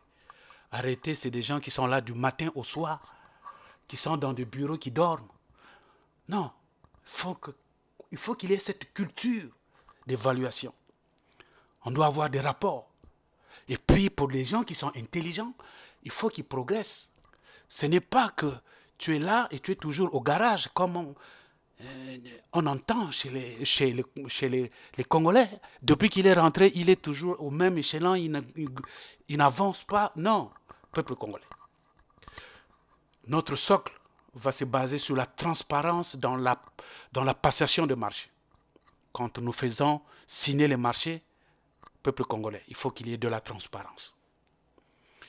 Ce n'est pas le bureau de Bouya qui donne les marchés et puis tout s'échappe. Non, peuple congolais. Ça doit être dans les critères de notre socle de gestion. Notre socle va aussi se baser sur la lutte systématique contre la corruption, avec l'adoption d'organes dans lesquels la société civile et le secteur privé constitueraient 60% des effectifs. La corruption. Aujourd'hui, vous avez entendu Sassou parler de la corruption. Peuple congolais. Des institutions qui doivent lutter contre la corruption existent, nous l'avons dit, mais sauf qu'ils ne peuvent pas l'appliquer tout simplement parce que Sassou lui-même est dedans, son fils est dedans, sa fille est dedans, sa femme est dedans. Comment voulez-vous qu'il puisse l'appliquer? 60%, peuple congolais. Le socle, c'est aussi la transparence de la gestion des ressources humaines et c'est aussi l'intégration régionale. Voilà, peuple congolais, sur le quoi doit se baser les socles. Et aussi, peuple congolais, je veux vous parler de ce que nous vivons, la réalité. Aujourd'hui, l'entreprise au Congo, c'est entre les mains des Libanais, c'est entre les mains des Brésiliens, c'est entre les mains des West Af, comme on dit. Le Congolais, lui, on ne lui donne pas de marché. Le Congolais, quand il a un problème avec un Libanais, c'est le Congolais qu'on maltraite, c'est le Congolais qu'on enferme, le Libanais, on le laisse. Peuple congolais, les Libanais que vous voyez là dans leur pays, c'est de pauvres types. Ces Libanais-là, ils viennent se faire l'argent au Congo. Quand ils sont venus, c'était de pauvres types. Regardez le Liban. Mais le Liban, ce n'est pas un pays riche. Mais si ces Libanais, ils étaient mieux chez eux, pourquoi qu'ils ne repartent pas là-bas? Et aujourd'hui, ils se permettent de taper, les Chinois se permettent de taper les Congolais, peuple congolais. Non. Vous savez, les diables noirs disaient à chacun son chacun. Chaque Congolais, peuple congolais. Je ne fais pas de la xénophobie. Mais il faut que vous sachiez, un Congolais à un Congolais, un Congolais. Écoutez bien ce que je vous dis. À chacun son chacun. Ces gens-là doivent partir. Ce ne sont que des voleurs. Ils ne sont pas venus pour l'intérêt du pays. Ces gens-là, c'est des voleurs. Les Libanais, là, c'est des pauvres types. Ils doivent repartir. Moi, j'ai un ami qui est algérien. Il me disait, chez eux, tu ne peux pas aller faire les affaires. Un étranger n'a pas le droit de faire les affaires en Algérie. Si tu veux investir là-bas, dans la société que vous allez créer, l'Algérien, les nationaux doivent avoir 51% de part dans l'entreprise et toi, l'étranger, le maximum que tu peux avoir, c'est 49%. Point. Si tu ne veux pas cette condition, tu repars chez toi. Voilà, peuple congolais. Alors, chez nous, on voit des Libanais qui prennent des trucs à 100%. On comprend. Tout cela, on a compris. Parce qu'il y a des responsables qui sont derrière. Des entreprises de bâtiments là-bas au Congo avec des Brésiliens, c'est pareil. Peuple congolais. À chacun son chacun, le moment venu. Écoutez ce que je vous dis. Ces gens-là, ils ne sont pas venus pour développer notre pays. Toi, le Congolais, tu peux pas aller au Liban, ouvrir l'entreprise là-bas, et puis commencer à maltraiter des Libanais. Ben, ils vont te couper la gorge. C'est des sataniques, ces gens-là. Vous le voyez comment ils sont? C'est des gens, non. Et puis quand ils arrivent au Congo, ils veulent encore imposer les gens. Peuple congolais. À chacun, son chacun. Bongo disait, c'est d'abord le Gabon. Le Gabon aux Gabonais. Il avait parfaitement raison. Et au temps de Marien Ngouabi, c'était ça aussi qu'on voyait. C'est depuis que Sassou est venu qu'il nous a ramené des Libanais, qu'il nous a ramené des gens. Aujourd'hui, on est envahi avec des Brésiliens que lui, Sylvain Ngoma, parce que c'est lui, son ambassadeur au Brésil, il lui envoie là-bas. Hein, il signe des contrats là-bas, il lui envoie, il prend des bœufs, il envoie là-bas. Aujourd'hui, le Nord a déjà des bœufs là-bas. Qui est là-bas, c'est Sassou. Ben, ça vient du Brésil. C'est lui, Sylvain Ngoma, qui lui envoie tout ça. Peuple congolais. Dans le pays que nous voulons construire, ce sont les étrangers qui vont travailler chez les nationaux. Soyez-en sûrs et soyez-en convaincus. Peuple congolais, à chacun son chacun. Trop c'est trop. Le peuple souffre. Ils vivent avec la fièvre typhoïde et ces gens-là dorment dans des maisons. Hein? Et puis ils prennent les Congolais comme des imbéciles alors qu'ils exploitent notre richesse. Peuple congolais, vous devez vous révolter. À chacun son chacun. Peuple congolais, sur le plan international, le gouvernement de Sassou a perdu sa crédibilité. Ça, je ne cesserai de vous le dire. Alors, si ce gouvernement a perdu sa crédibilité sur le plan international, vous avez vu, il n'arrive même plus à lire. On ne veut même plus le recevoir. Même à la COP 25, il est parti, on n'avait même pas besoin de lui. Il se pavane partout, il ne sait plus quoi faire. Et puis vous, au niveau national, vous voulez toujours lui faire encore confiance. Oh, peuple congolais. Oh, les gens du PCT, c'est vraiment malheureux. Je veux vous révéler une situation pour que vous compreniez que ces gens sont vraiment... Sassou, c'est quelqu'un qui n'aime pas le pays. En fin juillet 2017, à peine là, ça fait à peine 2 ans, en matière de transparence, le gouvernement congolais a été pris en flagrant délit de mensonge par l'ONG suisse qu'on appelle le Public Eye, qui, dans un document de 65 pages intitulé « Guinvor à la conquête du Congo », avait révélé l'existence de plusieurs contrats gagés sur le pétrole, conclus avec la société suisse de négoce pétrolier qu'on appelle Guinvor, par la Société nationale du pétrole du Congo, la CNPS. Contrat que le gouvernement congolais avait jusqu'ici caché aux institutions de Bretton Woods pour marquer le niveau insoutenable de la dette publique qui était de 5 329 milliards de francs CFA, soit 9,14 milliards de dollars américains, selon le FMI. Et ce chiffre que je vous ai donné ne figure pas dans la dette qu'on vous a présenté là. Ils avaient caché ça. C'est ça qu'on vous dit. Ça, c'est des données que le FMI n'avait pas. Et puis, il y a aussi l'affaire de Gokana. On a vu, on a lu. Mais c'était une affaire politico-financière qui s'est passée en 2005, où le gouvernement de la République du Congo, et dans laquelle 300 millions de dollars américains auraient été détournés en 2004. Cela constitue un exemple pour vous montrer comment le système de M. Sassou a évolué. Hein? Le 28 novembre en 2005, un jugement d'un tribunal britannique a révélé que des officiels congolais avaient participé à la vente du pétrole de l'État congolais à travers un réseau de sociétés Oxford destiné à tenir les revues pétrolières hors de portée des créances, qui tentent aujourd'hui de de saisir les actifs de la, de la, de la CNPC. Voilà. Ils ont vendu les gisements. Et c'est révélé en 2005.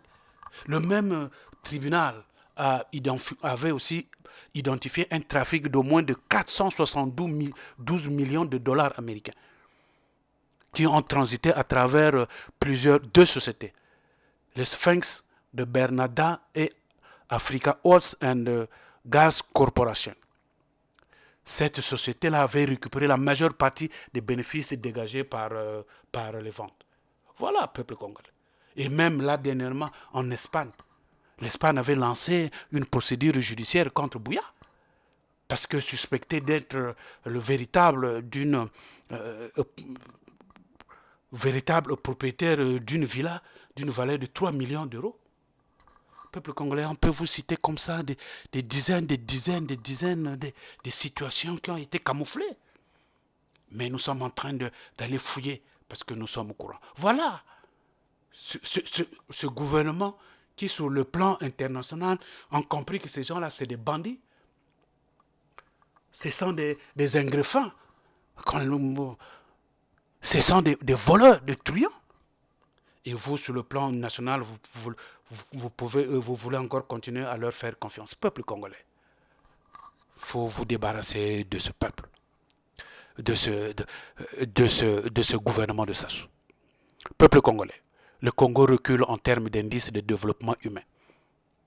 Je vous ai parlé de ça dans la vidéo précédente. L'appauvrissement des populations a débuté dans les années 1980 et ça continue jusqu'aujourd'hui. 80% des Congolais vivent sous le seuil de la pauvreté, c'est-à-dire en moins de $1 par jour. Mais nous le voyons. Aujourd'hui, tous les Congolais, la plupart dans chaque coin, il y a déjà des vendeurs partout. Ils sont des vendeurs, ils sont des acheteurs. Tout le monde vend, tout le monde achète, tout ça, c'est parce qu'ils veulent fructifier le peu d'argent qui leur reste. Parce que tout ça, c'est la misère. On a beau mis, j'ai vu dernièrement, on a mis un jeune directeur à la douane. On a mis maintenant des nouveaux cadres, des gens sérieux dans des impôts pour essayer, mais tout ça, ce sont des structures, ce sont des mesures de FMI. Parce qu'ils ont compris que les Milongo à l'époque, son pétrole, pendant 1 an, a payé. Non pas seulement qu'il a trouvé les arriérés des salaires, il a payé les arriérés, il a payé régulièrement les salaires, mais en plus, en partant, il a laissé 50 millions de dollars dans la caisse, rien qu'avec les douanes. Peuple congolais, gardez l'espoir, tout est possible. Voilà pourquoi je vous dis, ne voyez pas seulement des négatifs, on est capable. Mais ce que je voulais dire, c'est que ces cadres de bonne volonté qu'on a mis avec ce gouvernement de Sassou, qu'est-ce qu'ils peuvent faire? Parce que, imaginez celui de l'impôt ou des douanes qui va taxer comme il se faut, comme il se doit, ben le soir, c'est le coup de fil qui sonne. Parce que c'est l'entreprise, pardon, parce que c'est quelque chose du fils au boss. Parce que c'est le fils à papa. Voilà la situation. Comment voulez-vous que ces gens-là marchent, travaillent? Voilà pourquoi nous disons qu'il doit y avoir dans le Congo nouveau, il doit y avoir cette souveraineté-là. Peuple congolais. Donc, pendant que les Congolais souffrent, en même temps, il y a une petite catégorie de gens, principalement membres de l'élite du pouvoir, les membres de Sassou, s'enrichissent facilement. Et alors qu'ils sont dénoncés dans les paradis fiscaux, ils sont dénoncés partout. Voilà pourquoi, quand nous leur demandons librement, sans violence de partir, ils ne veulent pas. Ils s'accrochent. Pourquoi? Parce que nous, on va dévoiler ce qu'ils ont fait. Parce que nous, on va les... C'est pour ça qu'ils veulent s'arrêter. Ils sont prêts à sacrifier ce pays. Ils sont prêts à le vendre. Aujourd'hui, notre pays, quand on voit qu'il y a des Chinois qui sont en train de dévaster toute la partie nord, Peuple congolais, c'est malheureux de voir ces choses. Toi, Congolais, tu vas aller dévaster une partie de la Chine ou tu vas aller dévaster une partie du Liban. Peuple congolais, ça c'est des choses qui nous fait révolter. Voilà pourquoi nous demandons qu'ils doivent partir. Les Panama Papers ont récemment publié la liste des Congolais ayant directement ou indirectement des comptes au chauffeur. Vous les avez vus. Plus de 100 médias repartis dans 77 pays, regroupés au sein du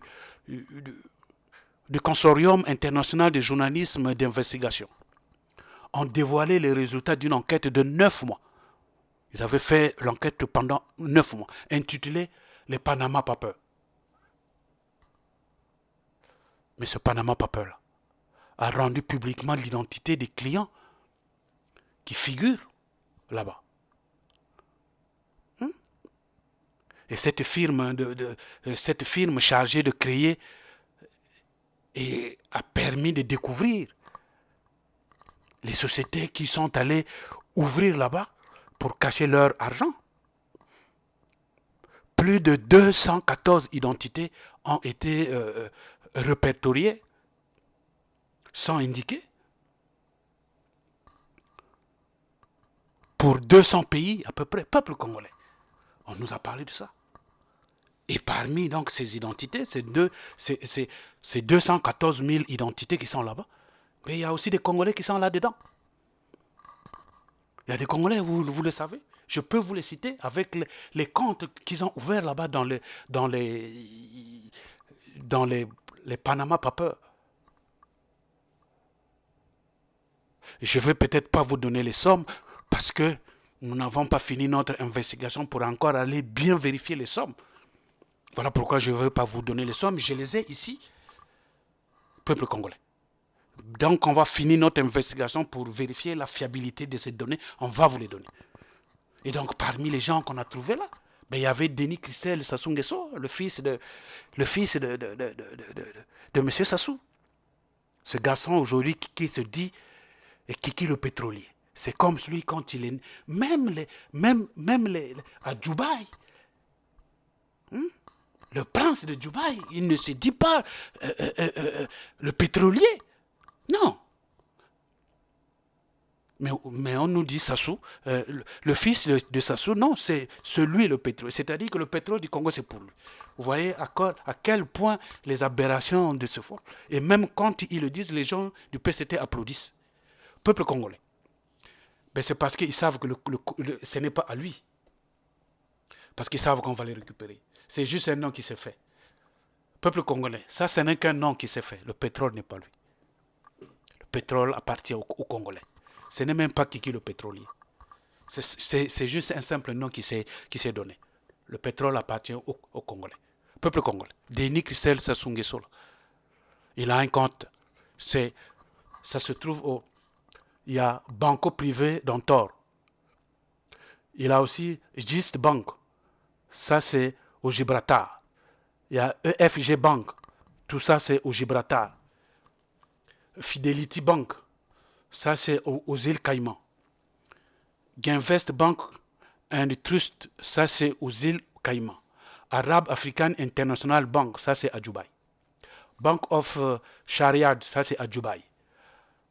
Malayan Banking, ça c'est à Singapour. Bank of China Limited, ça c'est à Hong Kong.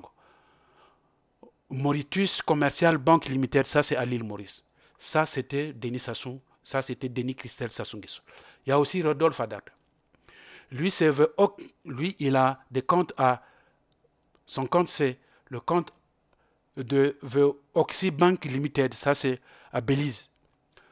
Bank of Bermuda, ça c'est aux îles Caïmans. Fortis Bank Limited, ça c'est aux îles Caïmans. KB Luxembourg, ça c'est à Monaco. Voilà les comptes de M. Rodolphe Haddad, le nouveau ambassadeur congolais à Paris. C'est lui que Sassou avait envoyé en France à l'époque quand il était ministre des Affaires étrangères pour aller mettre en cause le contrat que Pascal Lissouba avait signé là-bas, pour aller lui dire que ce n'était pas correct. Mais quand ils ont signé, quand ils ont voulu, c'est eux qui sont allés bouffer l'argent. Peuple congolais, ces gens-là, on va les mettre au cachot. Il y a aussi Jean-Richard Bruno Itoa. Lui, son compte, c'est Banco del Pacifico. Ça, c'est au Panama. Il a aussi à Banquef. Ça, c'est au Panama. Ça, c'était Jean-Richard Bruno Itoa. Mais il y a aussi Jean-Jacques Bouya. Lui, c'est à Abu Dhabi Islamic Bank. Ça, c'est à Dubaï. Bank of Barcoda. Ça, c'est à Dubaï. Agricultural Bank of China. Ça, c'est à Hong Kong. Banque Sinopec. Ça, c'est à Hong Kong. China Construction Bank. Ça, c'est à Hong Kong. Banque de Mascarenhas Limited. Ça, c'est à l'île Maurice. Banco Surving. Ça, c'est à l'Uruguay. Arab Bank PLC, ça c'est à Singapour. Banque Pais Monaco, ça c'est à Monaco. Disque Bank, ça c'est au Gibraltar. Voilà M. Bouya, là où il est allé cacher l'argent à gauche à droite. Mais il y avait aussi Gilbert Ondongo. Lui, c'est à Banque Past Monaco. Il a aussi The Bank of Fast Asiat Limited, ça c'est à Hong Kong. Il y a aussi son compte à Banque Sinopac, ça c'est à Hong Kong. Il y a aussi Banco Portugal de négoce, ça c'est au Cap-Vert. Banco Espiritus Santos, ça c'est au Cap-Vert. Ça c'était pour M. Gilbert Rondon. Il y a aussi Lucien Ebata. Lui c'est à Dreschnes Bank Monaco.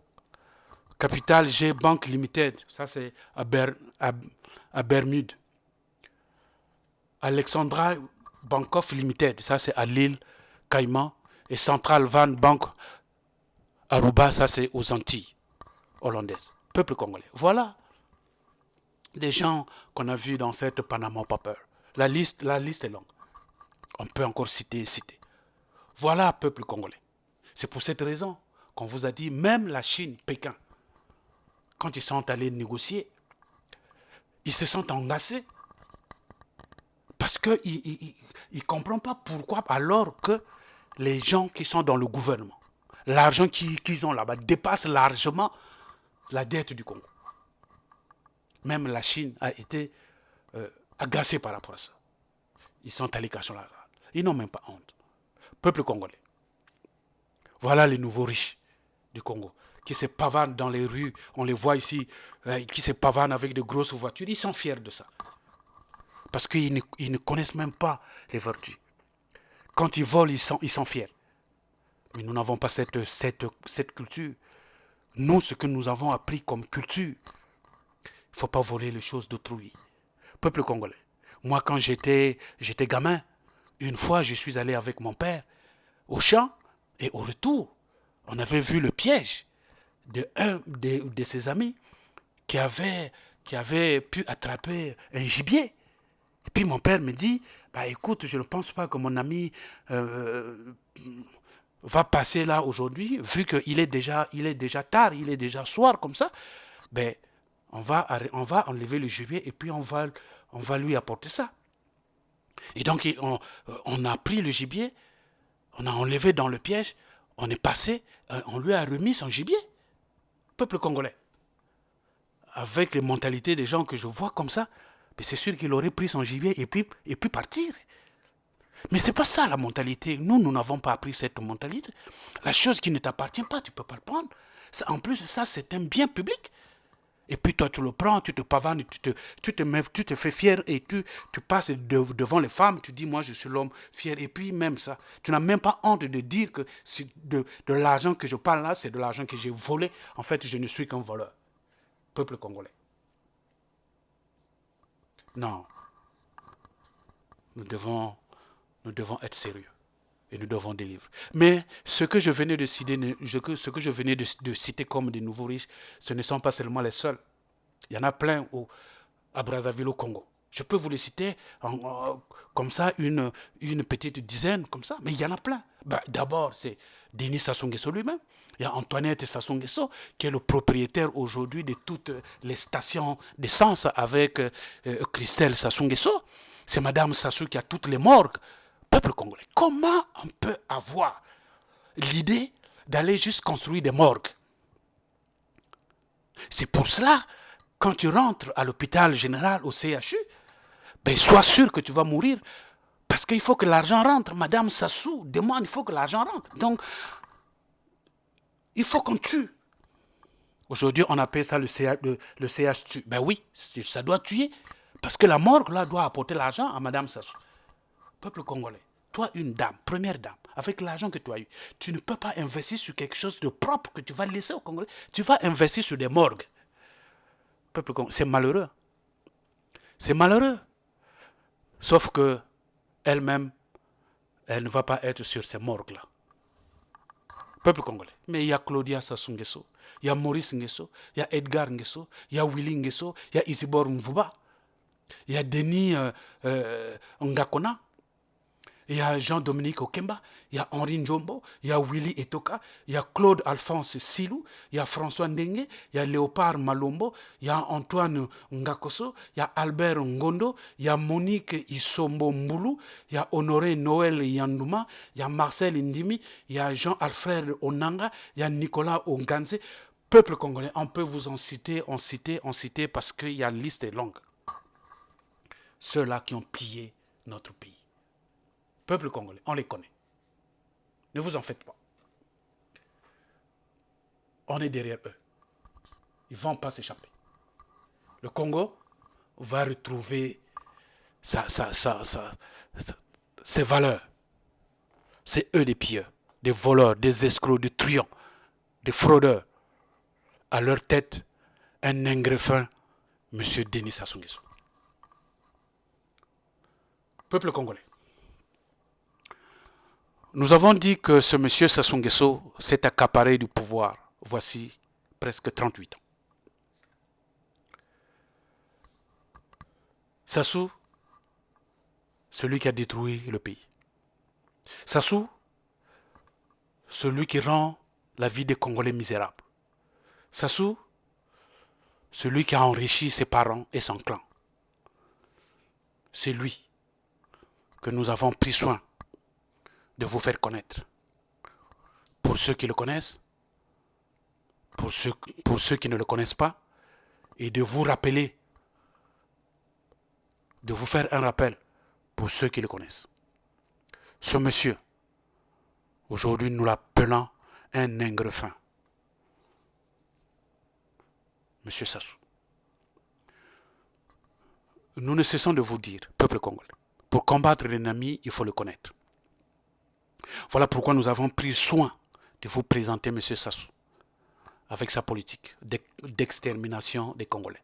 Nous vous avons fait déjà une des cassettes comment Sassou a procédé sur le plan politique. Allez-y regarder. Là, on vient de vous parler de la situation économique. Allez-y regarder les cassettes. Les cassettes aussi sont là. Dans les jours à venir, nous allons vous parler des assassinats. Tout ça, c'est pour vous faire connaître qui est M. Sassou. Parce qu'il y a encore de ceux qui sont dans le combat qui ne connaissent pas Sassou. Nous avons dit dès la première vidéo, pour plusieurs raisons, d'autres ne le connaissent pas. Parce que d'autres, ce ne sont pas des Congolais qui sont dans notre combat. Donc il faut leur faire connaître qui est M. Sassou. Mais il y a aussi ceux-là qui le connaissent mais qui veulent jouer avec lui. Voilà pourquoi nous avons pris soin de faire l'historique et de vous présenter qui est ce monsieur-là. La dette que ce monsieur nous présente est 10 fois plus ce qu'il nous cache. Voilà pourquoi nous vous avons parlé du phénomène de l'iceberg. Nous vous avons dit c'est quoi c'était l'iceberg. Donc aujourd'hui, quand vous regardez cette dette-là, dites-vous qu'il y a encore des choses cachées qui sont là derrière. Voilà pourquoi nous avons pris soin de vous détailler cela. Peuple congolais, vous qui êtes dans le combat, vous faites une résistance loyale. Nous devons sauver le Congo, notre pays. C'est vous qui allez rentrer dans l'histoire du pays et non M. Sassou. L'histoire du pays va être réécrite avec vous de ce que vous êtes en train de faire comme combat et non pas ce que M. Sassou a fait pendant 38 ans. Peuple congolais. 2 anciens présidents l'avaient déjà dit et vous avez dit, décrié. Un jour, un fou viendra diriger ce pays et vous allez l'applaudir. Fulbert Youlou avait dit, faites attention, ils ne viennent pas pour l'intérêt national, mais ils viennent pour s'enrichir, pour se remplir les poches, pour remplir leur compte. Mais c'est ce que nous sommes en train de voir, peuple congolais. On vous l'a dit depuis 1963. La prophétie est en train de s'accomplir. Mais Yolo avait dit qu'il nous a laissé une pierre sans cette couverture pour pouvoir la transporter. Cette pierre, aujourd'hui, on est en train de le déposer. Peuple congolais, aujourd'hui, nous allons sauver ce pays-là. Voilà pourquoi tout est possible. Gardez l'espoir, restez positif. Menons le combat jusqu'au bout. Peuple congolais, Marien Ngouabi avait compris cela, que son clan de nordistes était constitué rien que de vautours, des incompétents, pour gérer notre pays sur le plan économique. Il avait donc fait appel à Alphonse Massamba Deba de reprendre les rênes du pouvoir pour ramener l'économie. Parce que Marien Ngouabi avait compris que Alphonse Massamba Deba, bien que instituteur, en 5 ans, il avait laissé plus d'une cinquantaine d'entreprises. Peuple congolais. Donc il avait compris que ce monsieur était... Marien Ngouabi, c'était quelqu'un... Aujourd'hui, les Congolais le pleurent, Marien Ngouabi. Marien Ngouabi, c'est quelqu'un qui n'avait jamais tué. Tué dans ce sens que même quand à l'époque il y avait la peine capitale, mais à chaque fois que les gens étaient condamnés à la peine capitale, Marien Ngouabi les graciait. Il ne voulait jamais. C'est pour cela qu'ils se sont précipités. Peuple congolais, on va vous parler de ça demain quand nous parlerons des assassinats. Mais Marien Ngouabi, c'est quelqu'un que les Congolais pleurent jusqu'aujourd'hui, ce monsieur. Hein? Il avait ses défauts comme tout autre Congolais. Mais ce monsieur aimait bien ce pays. On le voyait comment il partait courir à Madibou. On l'avait même interpellé là-bas une fois. Monsieur le président, une maman qui vendait le manioc. Il a pris le soin d'écouter cette maman, de lui parler. Marien Ngouabi, vous pensez que Sassou peut aller courir jusqu'à Madibou à pied là-bas, lui tout seul? D'abord, il est inapte, il boite. Dabira vous l'a dit, qu'il boite, il boite parce qu'il avait chuté en tant que parachutiste, il avait eu un coup, c'est voilà pourquoi il boite. Vous ne savez pas que lui, il boite? Et là, on le voit, il veut aller jouer au foot comme jouait Marien Ngouabi. Il va tirer un ballon et puis il se met à crier. Comment veux-tu aller jouer un ballon avec des manteaux? Non, peuple congolais, là, il y a quelque chose qui ne va pas. Un joueur, quand tu joues, ben, il faut être en tenue sportive. Et non pas tu vas aller jouer en manteau. Donc vous comprenez que chez lui, tout est à l'envers. Marien Ngouabi, on connaît l'histoire de Marien Ngouabi. Moi, j'ai vu un ami, il fréquentait au lycée Lumumba. Mais une fois en revenant, puisque le président habitait juste en face, derrière, là où on a mis la corniche, à l'époque, c'était une petite route qui était là, qui n'était même pas goudronnée. Et puis, il a vu le président qui était assis en haut du mur. Il appelait. Il a causé avec lui. Et le gars lui a fait comprendre que lui, il était du Niari. Qu'il était en train de louer. Il vivait à Bakongo. Mais il était élève au lycée Lumumba. Il lui pose la question, comment tu fais pour te déplacer? Comment tu manques? Il dit, ah, monsieur le président, si vous savez, moi je ne suis pas d'ici, donc je n'ai pas de bourse, je n'ai rien. Marien Ngouabi a mis la main dans la poche, il lui a donné. Voilà un président qui était proche du peuple. Et puis on nous a raconté aussi l'histoire de Profa, pour ceux qui connaissent notre frère Profa à Bakongo. Profa, on nous a dit qu'il imitait les signatures de Marien Ngouabi pour aller prendre l'argent en compte. Et quand Marien l'a su, il a appelé, il l'a même pas mis en prison. Il lui a dit, garçon, ne reviens plus, voilà l'argent qu'il te faut maintenant, désormais, fais plus. Voilà quelqu'un qui comprend le problème des autres, mais c'est pas Marien Ngouabi. C'est pas Sassou, je voulais dire. Sassou, c'est un pingre. Demandez les femmes avec qui sont sorties avec Sassou, ils vous le diront. Non, peuple congolais, ce monsieur est dangereux. Nous ne voulons plus de lui. Vous savez, à l'époque, quand Marien Ngouabi avait su, il a convoqué le PCT parce qu'il était conscient que les choses telles que ça se faisait, c'était plus normal. Il fallait donc arrêter. Et donc, quand le Parti congolais du travail se retrouve en session extraordinaire, Ils ont fait un constat. Je le vous ai dit, je crois que ça c'est la 3e fois que je vous dis. Quel était le constat que le Parti congolais avait fait? Je parle du vrai Parti congolais du travail, peuple congolais. Ce n'est pas le parti d'aujourd'hui qui est là pour chanter les louanges de monsieur Sassou Nguesso. Non, je vous parle du vrai Parti congolais du travail. Ils avaient fait un constat, lequel? Il y avait manque de cohésion et de dynamisme de la direction politique. Ça, c'était le premier constat. Le deuxième constat, il y avait manque de combativité des organes de masse, c'est-à-dire l'UGC, l'UFC, la CNC. Et puis, il y avait des mauvaises performances des entreprises d'État, dues à l'incompétence et l'inconscience des cadres, et à la pléthore des effectifs et à la course effrénée aux affrontages matériels. Voilà un constat qui a été fait par le Parti congolais du travail. Pensez-vous que ce parti-là, aujourd'hui, peut faire ça? Et il peut le dire à Sassou? Eux, ils ont dit à Marine Wabi.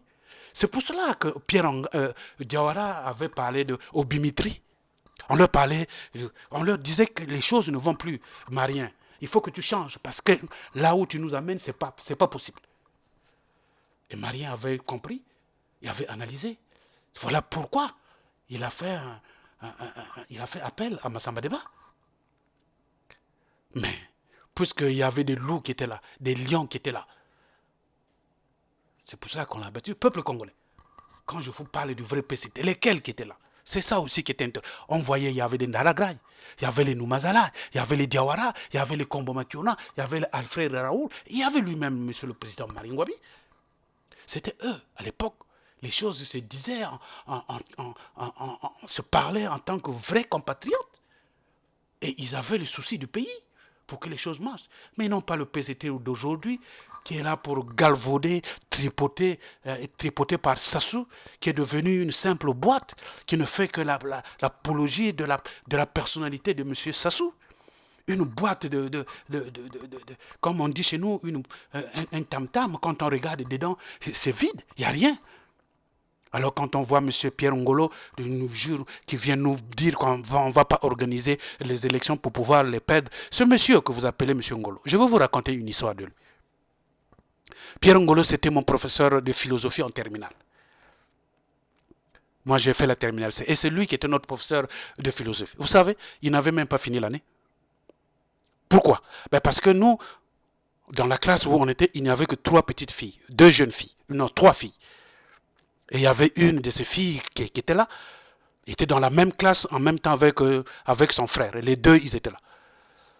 Et lui, comme il n'est pas courageux, et qu'il aimait la petite fille, il n'avait même pas le courage de pouvoir l'aborder. Il a fait une lettre d'amour, lui déclarer son amour envers la fille, tout ça. Là, il a donné cette lettre-là à cette fille-là. Mais la fille, qu'est-ce qu'elle a fait? Elle a pris la lettre et l'a donnée à son frère. Et son frère a fait la photocopie, il l'a distribuée dans toute la classe. Et donc, quand ce monsieur arrive pour venir donner son cours, déjà les 3 filles sortaient, se mettaient à rire, ils ne faisaient plus le cours, et les garçons, ils étaient là. À moins, comme vous voyez comment il a toujours son petit sourire avec sa petite voix. Dès qu'il parle, tout le monde se met à rire. Finalement, il s'est rapproché d'un de mes amis pour dire, mais qu'est-ce qui se passe dans cette classe? Quand on lui a expliqué, il était obligé de partir. Ce n'est pas encourageant, ça. L'Ongolo que vous voyez aujourd'hui, vous pensez qu'il peut faire la tête à Sassou, lui? Il dit que non, moi je veux rester parti congolais. Il est là en train d'embrouiller les gens. Tout ça, c'est parce qu'ils veulent amener les enfants de Sassou au pouvoir. Tout ce qu'il fait là, c'est de simples jeux. Il n'est pas courageux, ce monsieur-là. Peuple congolais. Non, il est temps. Ce parti, on va le dissoudre. C'est-à-dire, avec le temps, j'ai fini de donner raison à M. Pascal Issoua, le professeur, qui voulait déjà dissoudre ce parti. Parce qu'il était convaincu, et nous tous aujourd'hui, on est convaincus que ce parti ne forme que des monstres, des voleurs, des tueurs. Donc vraiment, quand j'ai vu mon professeur de maths aller se fourrer dans un parti pareil, j'ai dit qu'il est temps de sauver ce pays, sinon ça va engloutir beaucoup de gens. Peuple congolais, cela peut paraître utopique pour certains, surtout pour ceux qui ne veulent pas connaître l'authenticité des faits, alors que c'est la vérité. Marien et Massamba Deba ont été tués parce qu'ils ont voulu remettre l'économie du Congo sur les bons rails, pour que les Congolais puissent mieux vivre. Malheureusement, ils ont été assassinés. Oui, je dis bien, ils ont été assassinés à cause de leur vision qu'ils avaient pour sauver le pays. Ils ont été abattus, ils ont été exécutés par l'ingre fin M. Sassou. Dans la prochaine vidéo, nous parlerons d'ailleurs des assassinats perpétués par M. Denis Sassou Nguesso. Merci.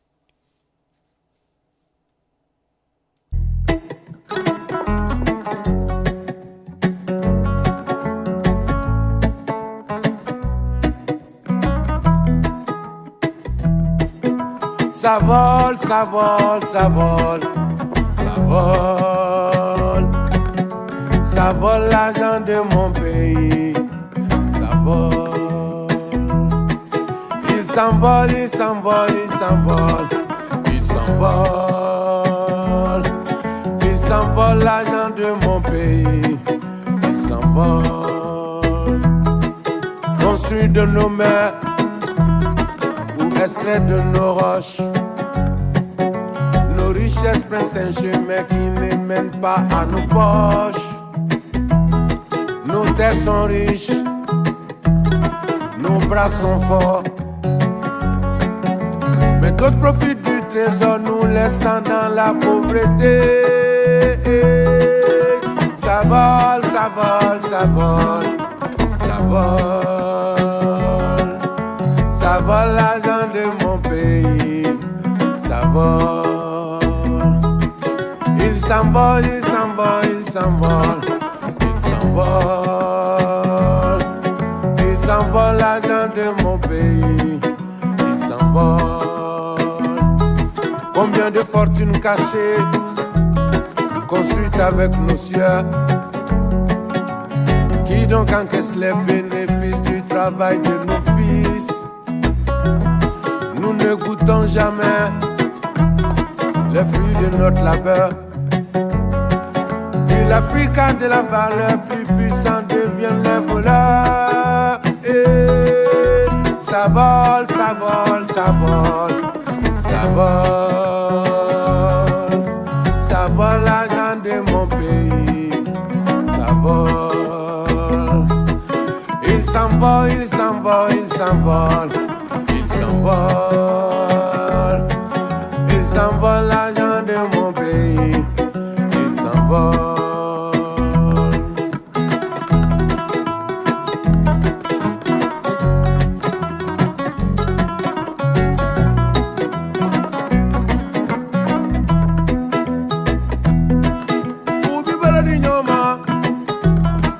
National, ou Bible d'Ignoma, go alliance politique, ou Bangana follow Sonia, Katana yeah no, ou Bebindi Oma, Otanu Makonya, ça vole, ça vole, ça vole, ça vole, ça vole l'argent de mon pays, ça vole. Il s'envole, il s'envole, il s'envole, il s'envole. Il s'envole l'argent de mon pays, il s'envole. Ça vole, ça vole, ça vole, ça vole. Ça vole l'argent de mon pays.